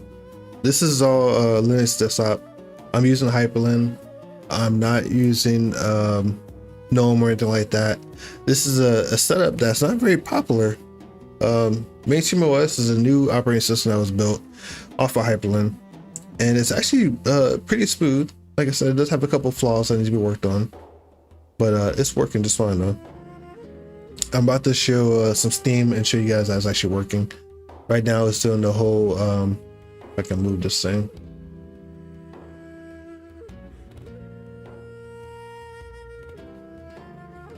Right now it's doing the shaders.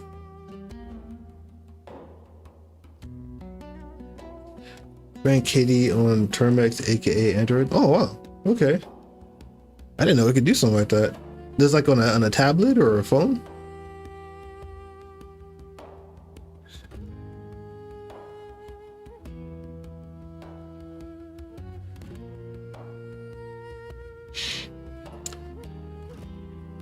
So yeah, I don't want to say I'm promoting mainstream OS. I just wanted to mention it because when you look on YouTube, you don't see a lot of that. At the beginning of my stream, I was kind of talking about maybe developers should probably consider changing the name or throwing something in there to make it stand out. I did throw it in as a tag on my stream so people can kind of see what mainstream looks like. There is an AI video out there, but I think that's BS. But I just kind of want to share what I'm going through.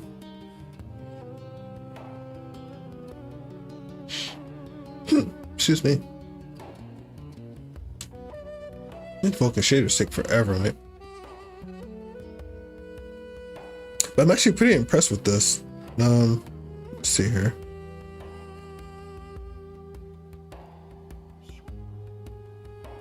That's pretty cool, man. So do you actually use it on a daily, or is it just like a little project you're kind of messing with using KDE or GNOME XFC on Android?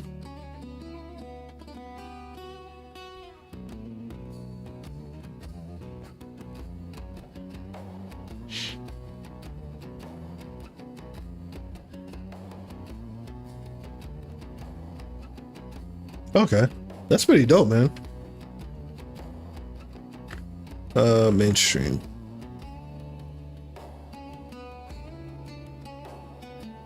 See, again, when I type mainstream OS, I get a bunch of everything other than actual operating system, and this was like AI video. The only one I've seen actually has mainstream on it. Other ones that say mainstream distros, but it just doesn't make any sense. Dream OS. I think I've heard of this one. Again, another AI video. What is this? KDE? A year ago.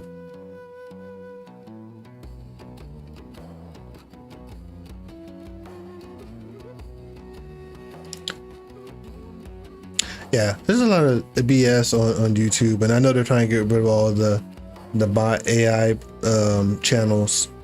but it's like you can't find stuff you're actually looking for in here. Let's see. What's the other one I was talking about? Let's look at is it Kinetic? That's what I write. KineticWE. See, Linux Gamer Life and the Black Dawn, they've been working on KineticWE. I think Black Dawn is the main guy on it, but I think Linux Gamer Life is kind of like helping them troubleshoot it and come up with little scripts on the side. So they've been coming up with some really cool stuff using KineticWE and then adding Altaholik on it, and they've been tweaking and making it into a whole operating system. They're actually doing some good stuff on it. It's not my thing, not yet, not until they get it mastered, but it's actually pretty solid. It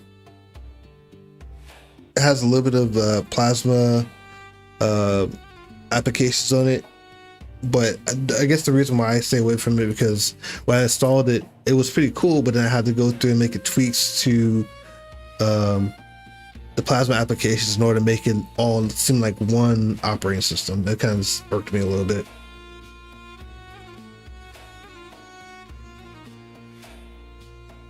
Bringus Studios? What's Bringus Studios? Is that a Linux distro, or is that how you're doing the Linux on Android?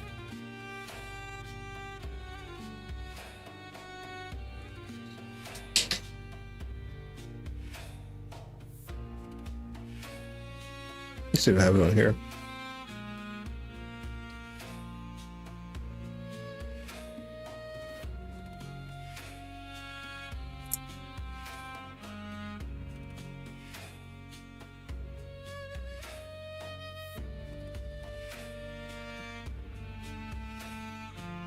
Oh, okay.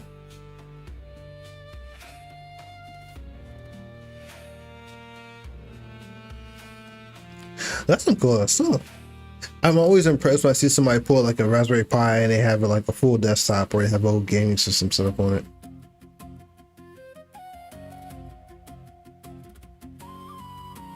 All right, I might circle back to this guy and see what's up. I like do little projects, but I don't do a whole lot on it. So we'll see. Let's see if YouTube's like, hey, what are you doing? Don't do that. Oh no, it's just a track.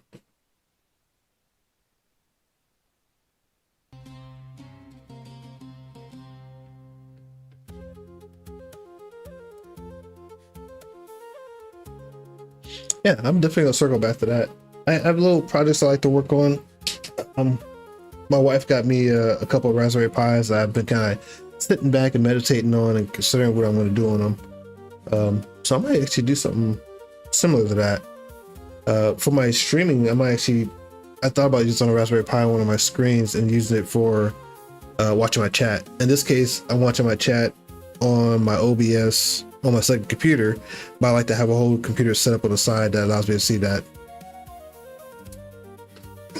Do a backflip. What are you talking about? So yeah, this is mainstream OS. I'm just tinkering with it right now. I'm about to install Cosmic, but right now I want to demonstrate that Power World works in this. The Vulkan shaders are taking forever. Let's see here. Let's see. I think it's Super W wallpapers. Yeah, but I don't want to mess with that because I'm scared of messing with my settings right now. Change the color theme. Wait, where's the thing I'm looking for? Not themes. Oh, where's my choose my wallpapers?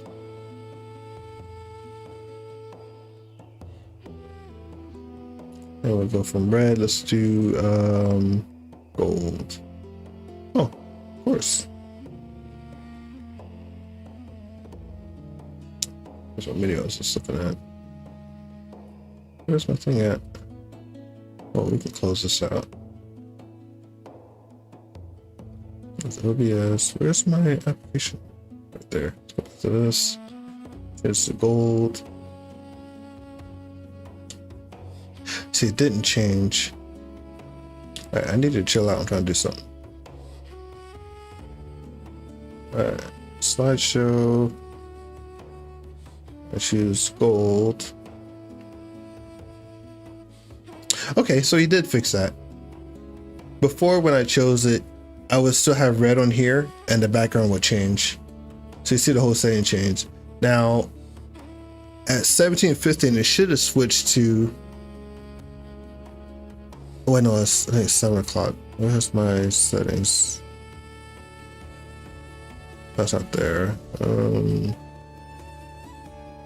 Where I have it at. I'm still trying to get used to the menus here.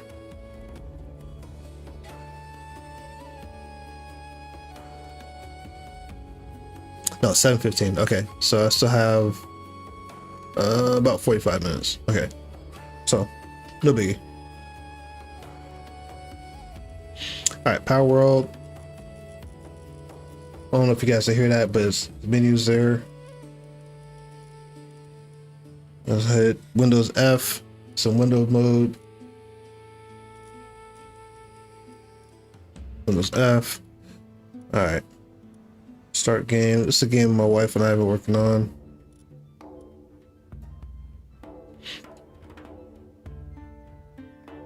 Took forever to do the shaders. That didn't make no sense.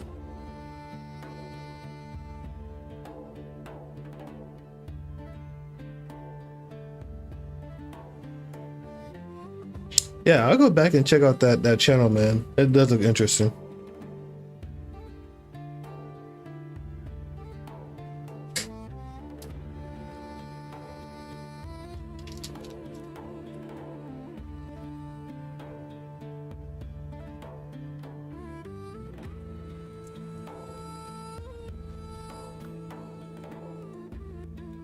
It was an update earlier, so maybe that's why it's taking forever.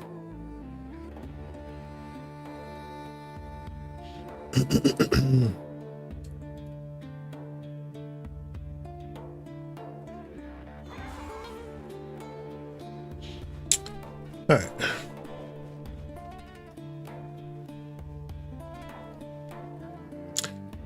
All right, so what I notice when I'm on Cosmic, if I want to look around, I can only turn, like, for example, I'm here. If I turn around, it will stop right here. I turn all the way back around and it'll stop right here. I can't go a full 360.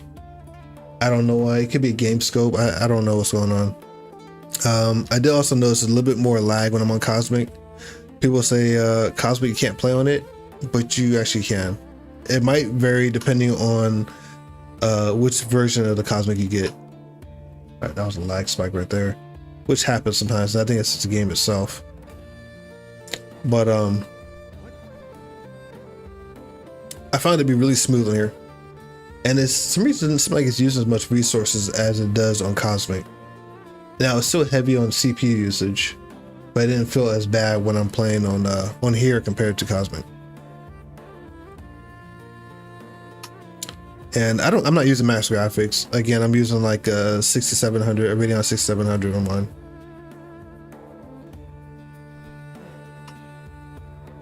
All right, I'm not gonna get the gameplay here, but I just wanted to show you guys the game actually runs on Linux with no issues.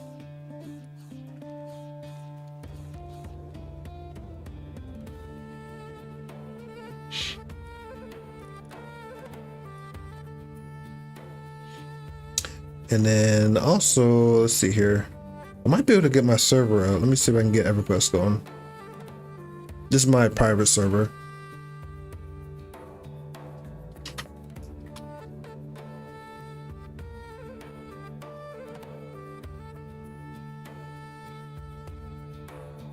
I haven't tried on here, so we'll find out here in a minute.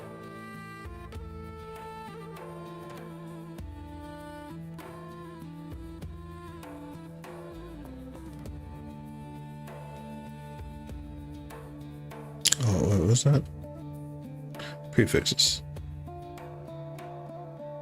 gonna have to make a file in here.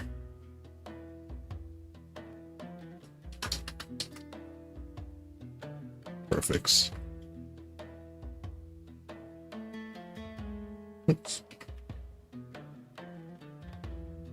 Prefix, yeah.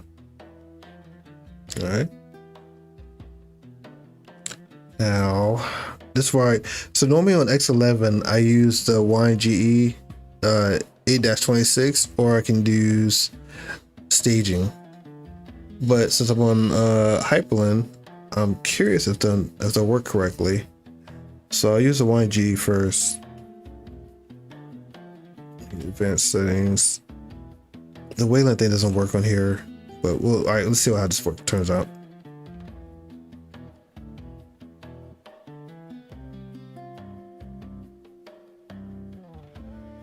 If you guys look at my channel, you'll see that I actually have my own private EverQuest server. 2 of them actually running in the background. I keep those up 24/7. Oh shit, it actually ran. Well, let's see if the game actually boots up. Usually I do a whole lot of tweaking.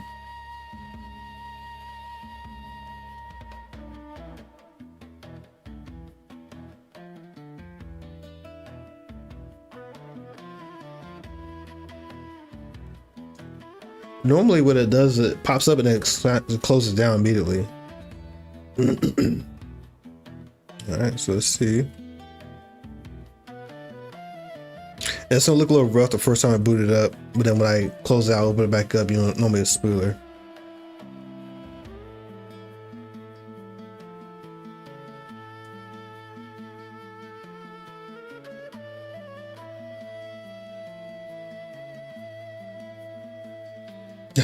Right? It did just pop out. Now let's see, it might error right here. Okay, that's here. Let's see. So let's see if the mouse stays on here. Nope, mouse leaves the screen. That's all right. Okay, let's see, is my thing off? It is off. Let's see. Display, video mode.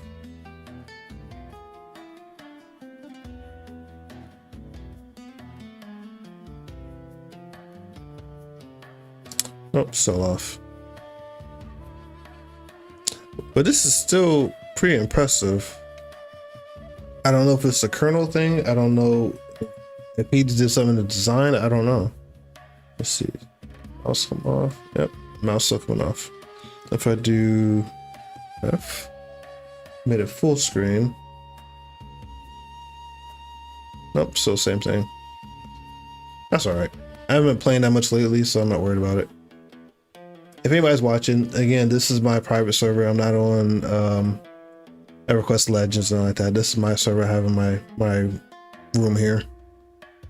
So anyway, that's all right. If I click over here, what messed it up? Wow, it doesn't normally crash out. Okay, that's cool. Surprised I got it working. That's pretty awesome, huh? So I don't know if it's a catchy OS kernel thing. I don't know if it was just something he did with the operating system, but mainstream OS seems pretty solid. It's actually pretty cool.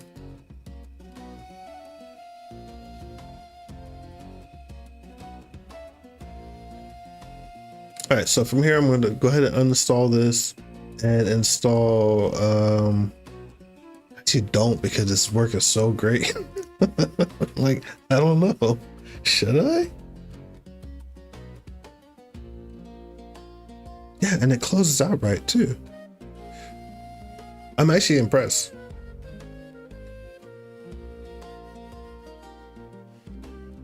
See, and this contains dark mode. 715 should be dark mode 2. I might want to wait for that. 715, because I want to see if it's gonna switch to dark mode and if the screen's on dim the way it should. I did put on night light.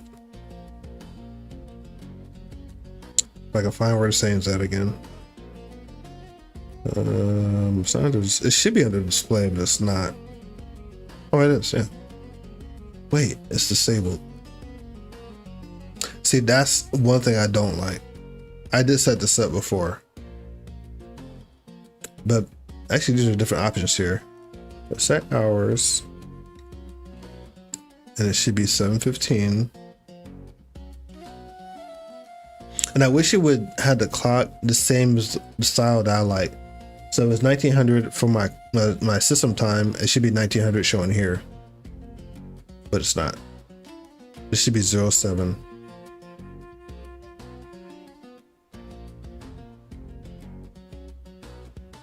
Now, you guys might not be able to tell, but or maybe you can't tell. I don't know. This should not be in nightlight mode already. It switched to nightlight mode when I went to the settings here. Intensity, I want it to be. I think I usually have 32, somewhere around here. So right now it's on. It should not be on at all. Keep settings. I'm not sure if that took for that, but all right. So it brightened up for me. So hopefully that worked.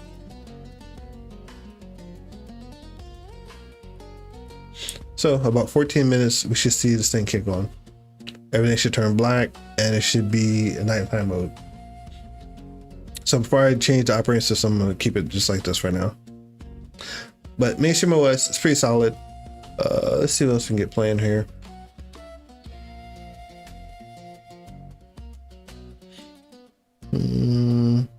Tomb Raider is one of them. I've also been playing Control. I don't know if I set this up or not. I did, okay.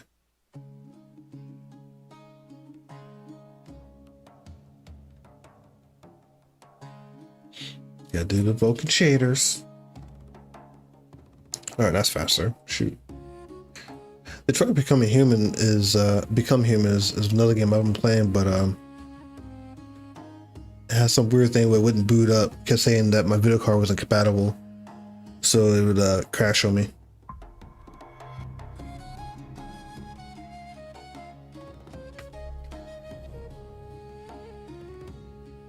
They have a new Vulkan, or not Vulkan, they got a new Control game coming out. Let me show y'all. If you like Control, they look like they got this coming out. Launch here, Control Resonant. It looks like it's like a prequel. It's like before this whole outbreak happened. September 24th, so about the end of next month. So I might have to get this one. I'm curious about it. I'm already liking this one so far. Let's see.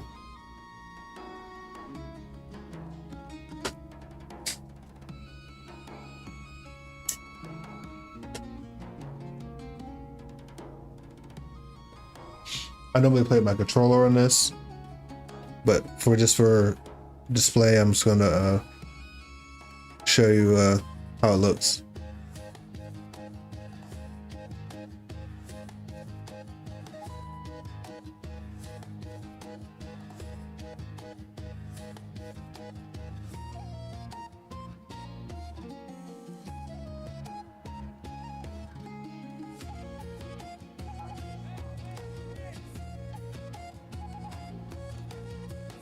All right, it's pretty smooth. And if I hit Windows F, it goes full screen. I'm not sure what the keys are in here. I use it, like I said, I use a controller.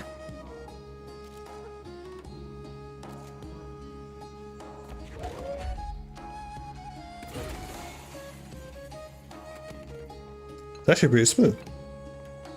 I don't want to go too far because I'm actually recording content for this. And I don't want to mess up the storyline.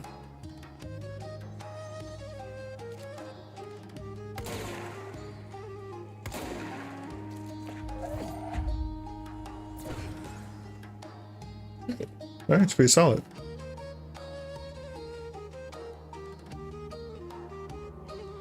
All right, let's go ahead and exit this.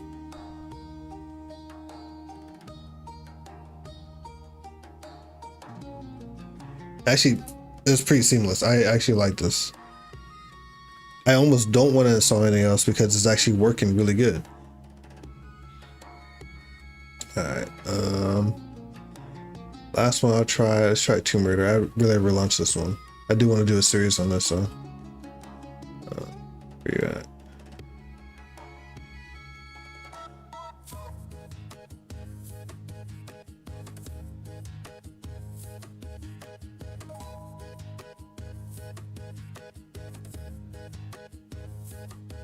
Welcome back, man. All right, I'm about to launch Tomb Raider just to see if it plays okay.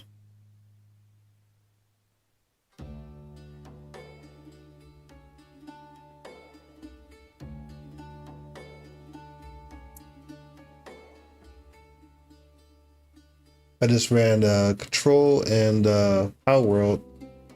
It's like it's pretty solid. I haven't ran Tomb Raider in a while. This distro is actually, I'm not, again, I sound like I'm like promoting the mess out of this distro, but it's actually pretty solid.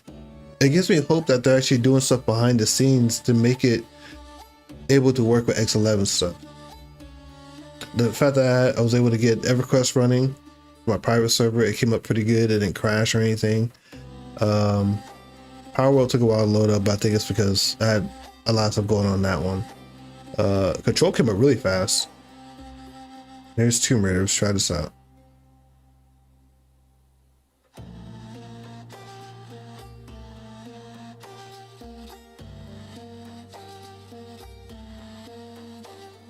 That's part of the graphics. That wasn't my computer.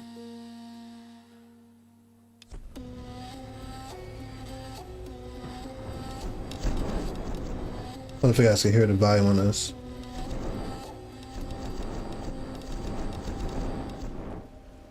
Alright, let's say continue.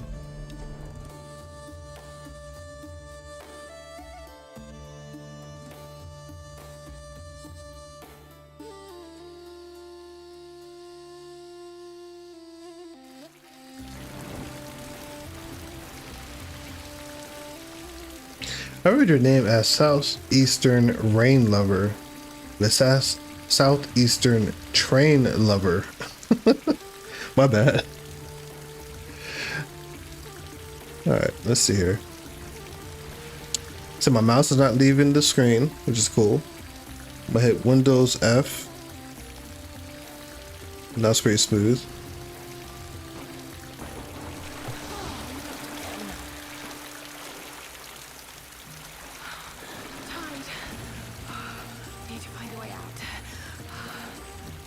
Can you guys hear the sound in the game? I know I got music playing too, but curious if we hear this.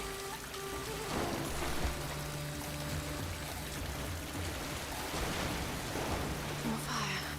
Thank God.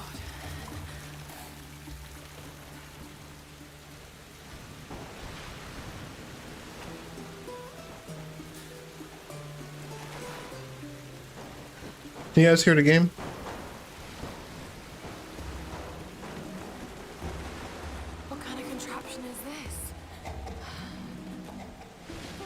I don't know if it's just quiet on your side. Okay, cool. Alright, cool. I'm not gonna play this, I just want to kind of show you guys how it looks. This is actually, I don't know, I really like this operating system. My games are working and I almost don't want to uninstall it because I feel like I'm gonna install it again and it's not gonna be as good. I don't know, maybe it's just me. Alright, exit main screen. Everything is popping up and running. If you're new to Linux, you might be like, yeah, you're supposed to be tweaking it, blah, blah, blah, but I don't have to do a lot of that, but it feels like I normally have to do a little bit of tweaking, which I expect, but when I'm demonstrating, it looks everything like it's flawless, which I'm actually impressed with. And the fact that desk flow and input leap almost functional, it's kind of crazy. Let's see, let's try something else out.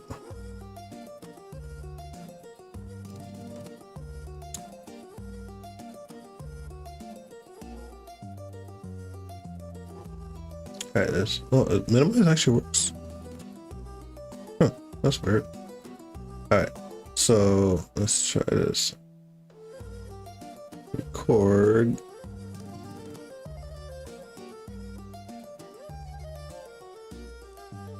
Recording.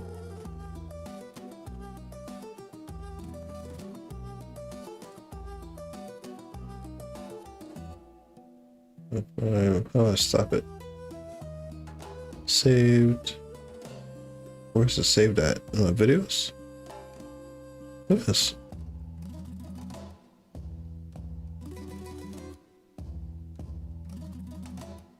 Huh. That's not too bad. A built-in screen recorder.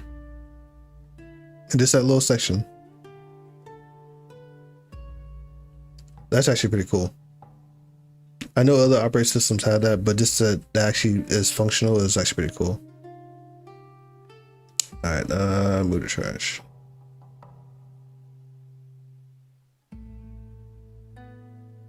So also, let's see here. I have my NAS on here. That's a network access storage, I believe. That's connected with no issues. Probably waking it up right now.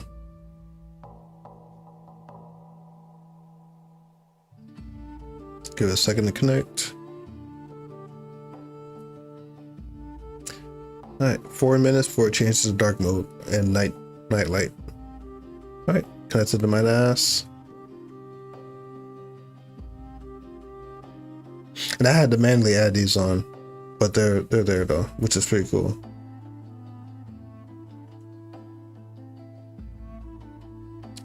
All right, that's awesome. The second hard drive is there.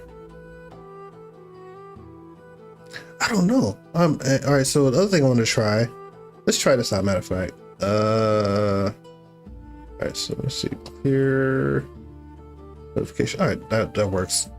All right, so I do have an app image of a VM manager here. Let's see, storage.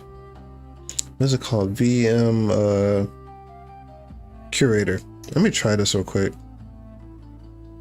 Add to my downloads. This is Landmouse, the thing I was talking about earlier. It's supposed to work for Hyprland, Wayland type environments, but when I put up in here, it crashed earlier. I don't want to do it while I'm trying to stream right now because I have to restart my computer. All right, so VM Curator is kind of like a terminal UI setup where you can run VMs. So let's see if I can get this going. So what I'm gonna do is open gear lever. Open downloads, VM Curator. I never had this actually run, so I'm gonna try this. Go to app menu.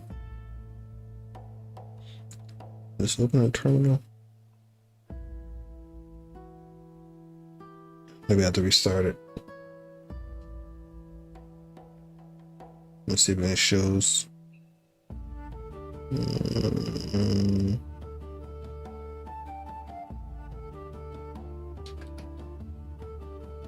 Curator. This is app image.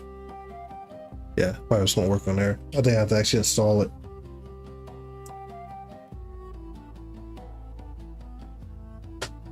All right, 2 minutes before it changes.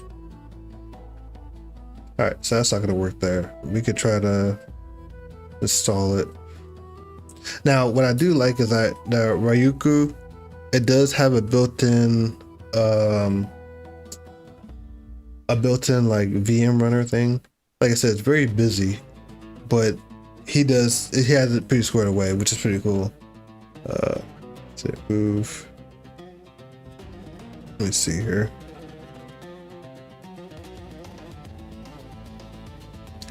I normally go to portable app images. And I go right here, portable app images, or portable.linux-apps, GitHub. Curator. Oh, I don't have it on here no more. Yeah, it's not maintained no more. Or maybe it's VM dash. Oh, there goes nightlight. Nightlight came on. All right, but my system didn't change to dark.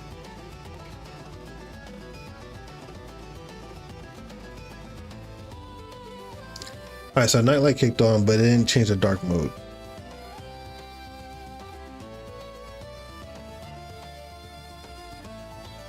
So I had to manually do that. Now my question is, the night setting reset? Oh, it's still set. Let's see. I wish this would change automatically.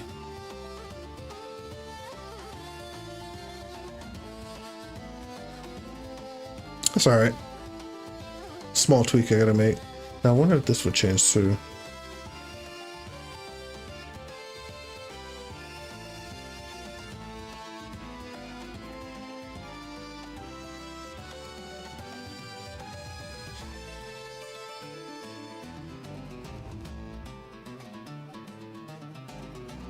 Alright, it is night, okay. PM. No, it's not on here. Maybe you removed it.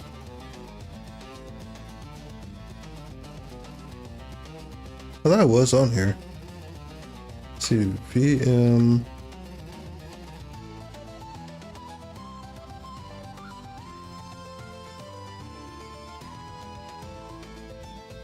There was an app image.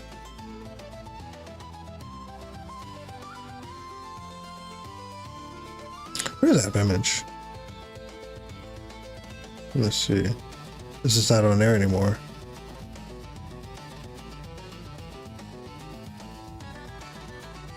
Two weeks ago. I like to use app image so I don't have to worry about terminal commands.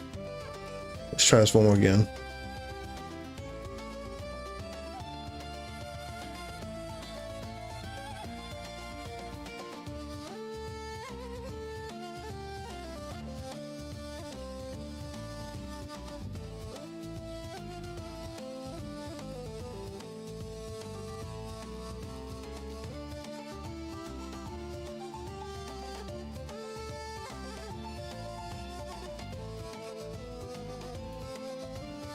Not opening anywhere.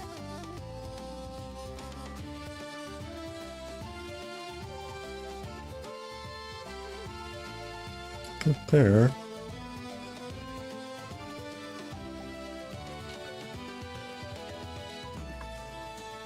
Same thing. Okay. Let me try doing like this. There's a terminal.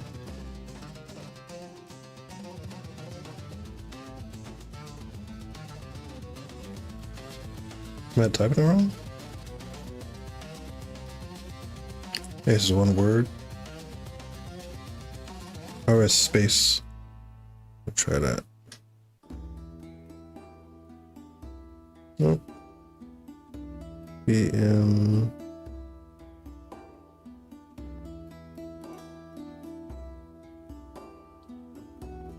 What am I spelling it? No, curator. No. This doesn't work.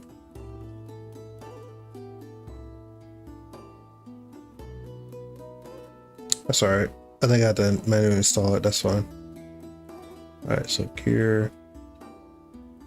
Now you see how I'm using this. I'm not using a bunch of hotkeys. I like the fact that I could just use it like a regular desktop.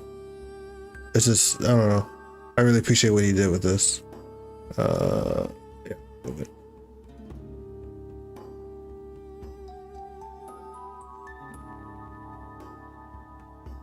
I don't know how to install on Arch. This might be a new thing for me. Let's see here.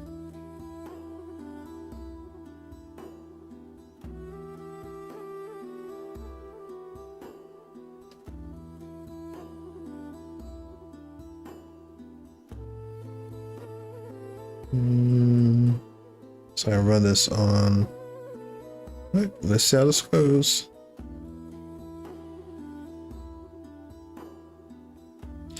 Control Shift V. Wait, what am I missing here?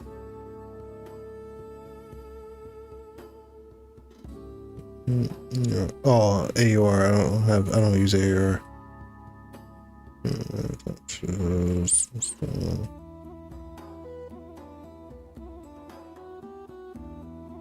I don't want to use AURs at all because I'm not that level of Arch user.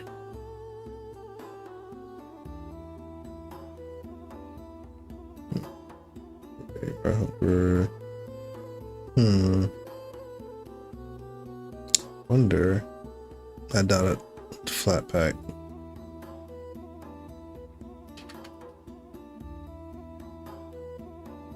Nope.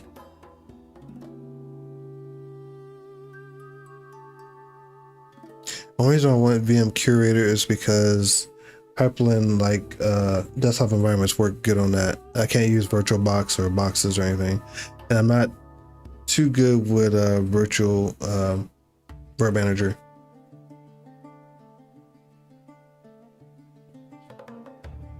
It's alright. I'll figure it out later. But anyway, this is mainstream OS. I keep saying that, but just want you guys to know. What else to talk about?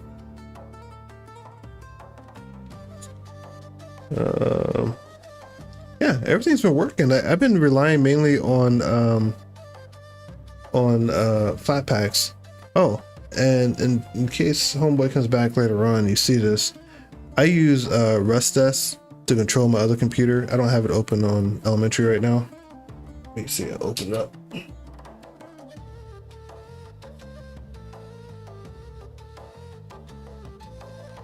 Since I couldn't get Input Leap to work, I would actually use Rust Desktop. RustDesk. Connect to it. Alright, so I can go here. I already have my credentials saved, and I can control my second computer like so. I go to full screen. I can do this. Now I'm on my elementary computer. And the reason why I use RustDesk instead of let's see, No Machine. Well, No Machine, I had a hard time with that one. The other one is what's it called? Not RustDesk. What's it called? Actually, does that install? Oops.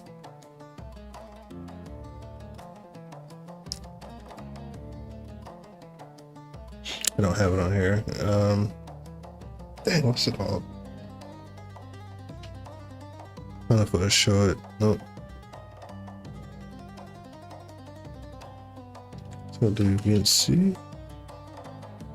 Let's see. This one I'm using now. There's another one. It's not a VNC program. It's like a TeamViewer program, like similar to what this. It's like TeamViewer.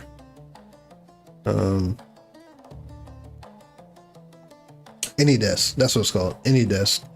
That one will time out after like 15-20 minutes, and they'll say, "Hey, you've been disconnected. Reconnect or don't reconnect." And it's a pain in the ass. This I can have it open all the time, minimize it, control my second computer, and do this. Wait, not that.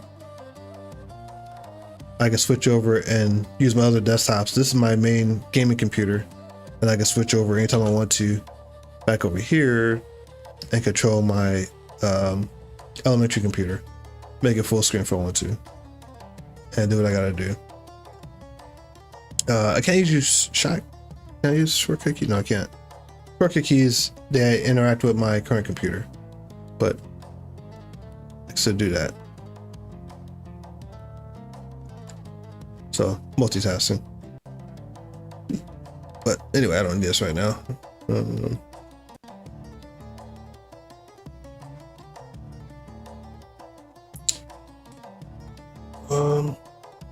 Yeah, so that's what I use as an alternative when I'm on Wayland to what you call it, Input Leap and DeskFlow. So optional. I would, like I said, I was gonna install Cosmic and try other desktop environments, but this is actually solid. But I do want to point out a couple of things. So if you look at my description, I mentioned KineticWE, and KineticWE is doing really good. A lot of people are complaining about Cosmic. Let's see, is it KineticWE? A like I said, the Black Don has been working on it with Linux Gamer Life, and I think Black Don has basically been leading it, but Linux Gamer Life is helping them troubleshoot it, and they test a bunch of different things on it. And it's basically KWIN, KWIN, and I think it's Natalia shell on it. And he's been doing this thing. They've been streaming like every other day between the two of them. Black Don, go check him out. He does a couple of reviews, and he's been doing a lot of live streams. And he shows his desktop environment. They have a lot of music stuff playing in the background. He talks to people. When they have a work and lurk, it's usually during the office hours when people are at work, and you can watch in the background. So it's basically built on Fedora with a KWin and a Natalia shell. So if you're interested in something new, it's a new project they've been working on. I think they got it out over the last month. Still in kind of like a beta mode, but Black Don says he's working on version 2. And I don't know when he's going to get it out. I don't think he has a timeline for it, but that's something they've been working on, which I think is really smart. KWin, no one uses KWin, but it's KWin with Natalia shell, and actually it's really good. I don't use it personally because I don't like the applications. I have to go through and manually change them right now anyway to match my desktop theme. So for example, I got right here, this is a resource app, and I have already set where it changes the color theme to match my desktop environment. So right now I have kind of like a yellow theme on it. Let me see, let me show you something real quick. Let's do this.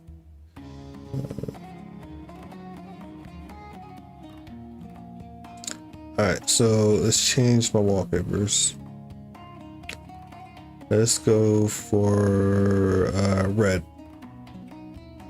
Okay. All right, so this is a bug. This shouldn't be happening. I chose red. All my red desktops should be coming up. Or wallpaper should be coming up, but it refreshed my yellow. Matter of fact, let's do this. If I go to auto, I go to content. Nope, I didn't change it. All right, so let's do this again. Wallpapers, red. Okay. All right, now. Again, I'm still trying to test this out. Make sure my settings there. That's saved.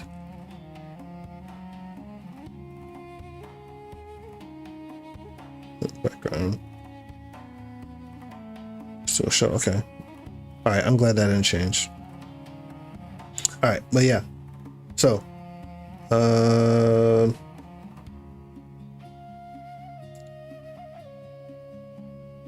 don't know if you can see it. I don't know if it's showing or not.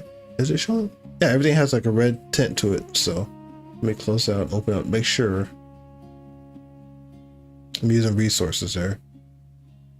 All right, now it has more of a red thing. Okay, so I had to refresh it. What if this will change to?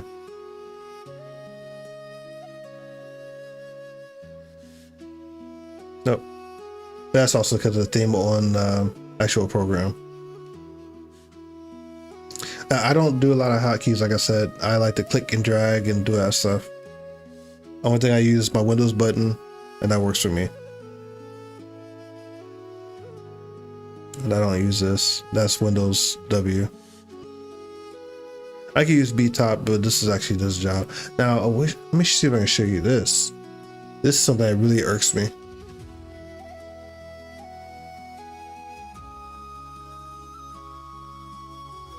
All right, so this is my portrait mode monitor, and if you notice, this should not be happening. This wallpaper should be all the way down, but for some reason it's still putting it all the way across. It should have all this cut off and then have this centered and fill in this whole area here. That's another bug that I realized that happens with this operating system.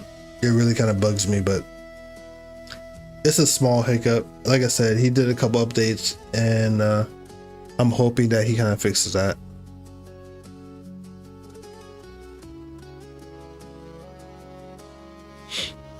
Other than that, I mean, I'm actually pretty happy with it. So mainstream OS, go check that out. I said Black Don's working on KineticWE. They between Black Dawn and Linux Gamer Life. Let's see, Linux Gamer Life, I think. Yeah, between these two, he's like a British guy. He does a couple live streams, and he also does some videos.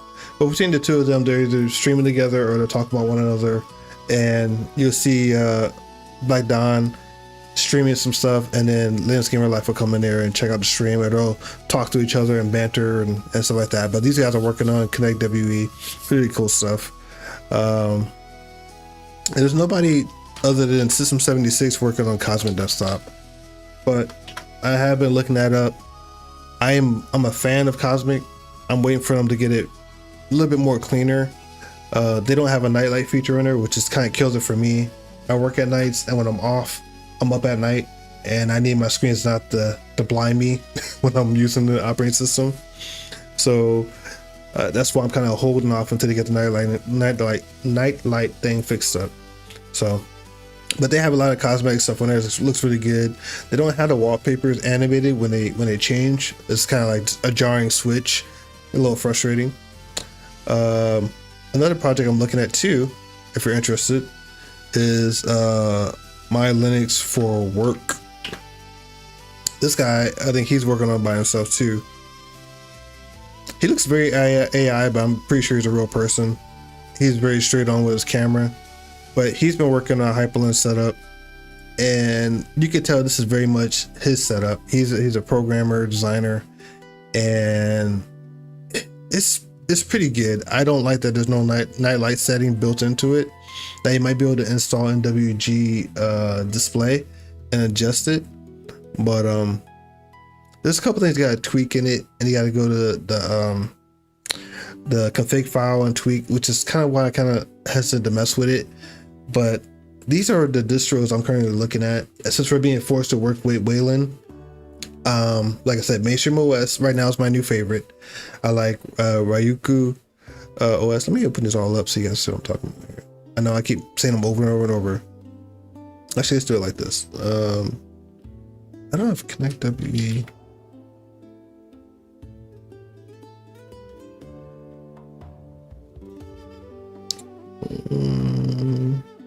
Didn't show up in here.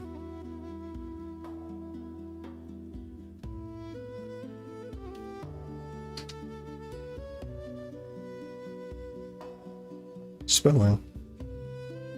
Trying to spell. Kinet. Is it K-I? No, it's K-E, right? No, it's K-I.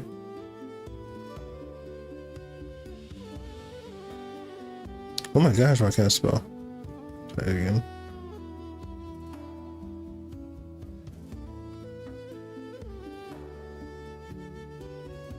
Yeah, Kinet. Oh, K-I is K-I. K-I edit.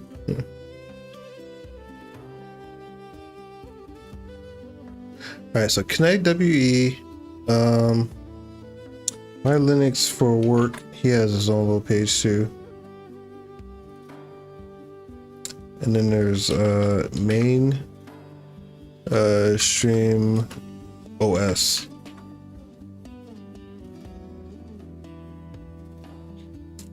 Goes back over here. What's the other one I'm looking at? And then I usually like to use Fedora Cosmic.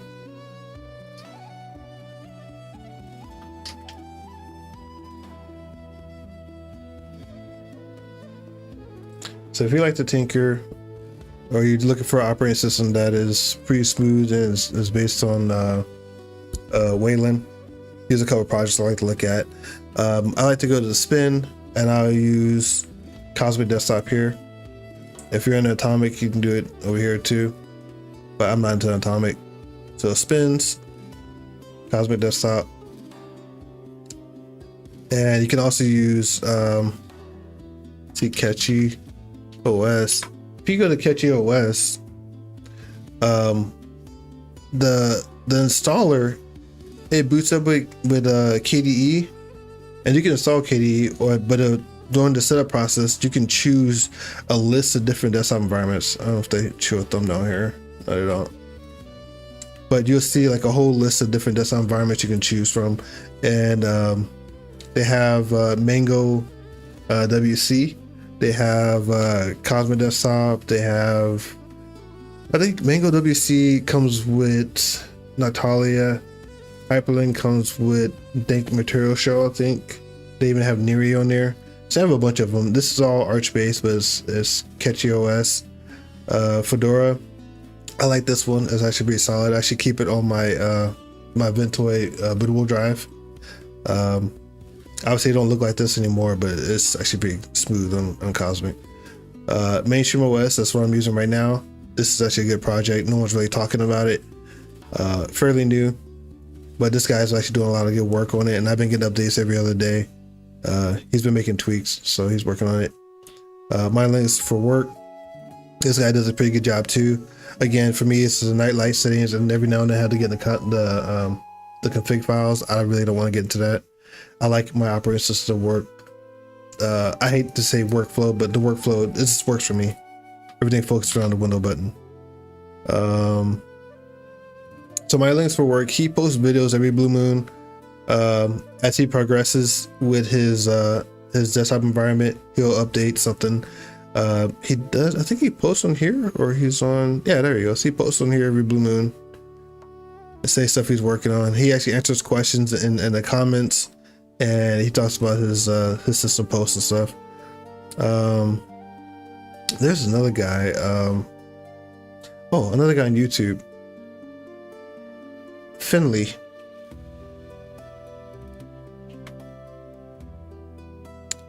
I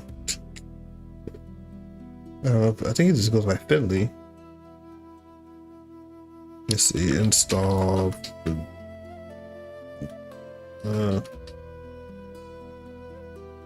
Right here, Finley. Right there. This guy, I don't know if he's new or not. I discovered him recently, and he does a couple reviews, but he's kind of like on a journey where I'm at, where he's kind of just installing operating systems and trying out different things. Marchi is another project that everybody's been talking about. This one is not my thing, but if you're into programming and tinkering, you got a project, stuff like that, this is a good one to look at too. And this is what's the H something, DHH. This guy is a designer. I guess he used to work for Apple, and he broke off and started his own project, but he's more on the programmer designer side, and that's what he made operating system for. So yeah, if you're looking for something to tinker with, mess around with, right now I'm happy on mainstream OS. I'm gonna give this another test for another week or so, but I'm happy with this. I would recommend, if you're not happy with this, try KineticWE. And I'm not just talking about for gaming, just for everyday usage. And if you're okay with, if you have your laptop or something like that and you want to use something, I think Cosmos is pretty solid. The nightlight is not part of the desktop environment yet, so that might be an issue, but I recommend trying that out. If you're into programming, tinkering and stuff, Marchi be the go-to.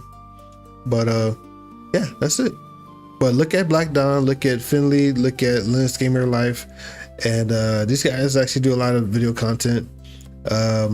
Finley does some gameplay stuff, and he talks about it. He does mess with KineticWE. Every now and then you'll see him in a chat for Black Dawn or Linux Gamer Life, and they're not all together. I think Linux Gamer Life and Black Dawn are kind of working hand in hand, but Finley's kind of, every now and then he'll pop in there or talk in the chat or something like that. Young man, but he seems very intelligent, very smart, very mature. So he's somebody worth listening to. My channel, I might talk about Linux, but I do a lot of gaming. So if you're not subscribed and you're watching, like the content, please like, comment, and subscribe. So yeah, initially I started off, I was gonna do a bunch of various desktop environments, but I think I will stop here. I think I'm good here. I don't want to uninstall this and adjust anything. Everything's been working flawless right now. I'm happy with it. So check out mainstream OS. All right, so I'm gonna go ahead and my stream right here. Thanks for watching. Please like, comment, and subscribe. I will see you guys next time. All right, peace.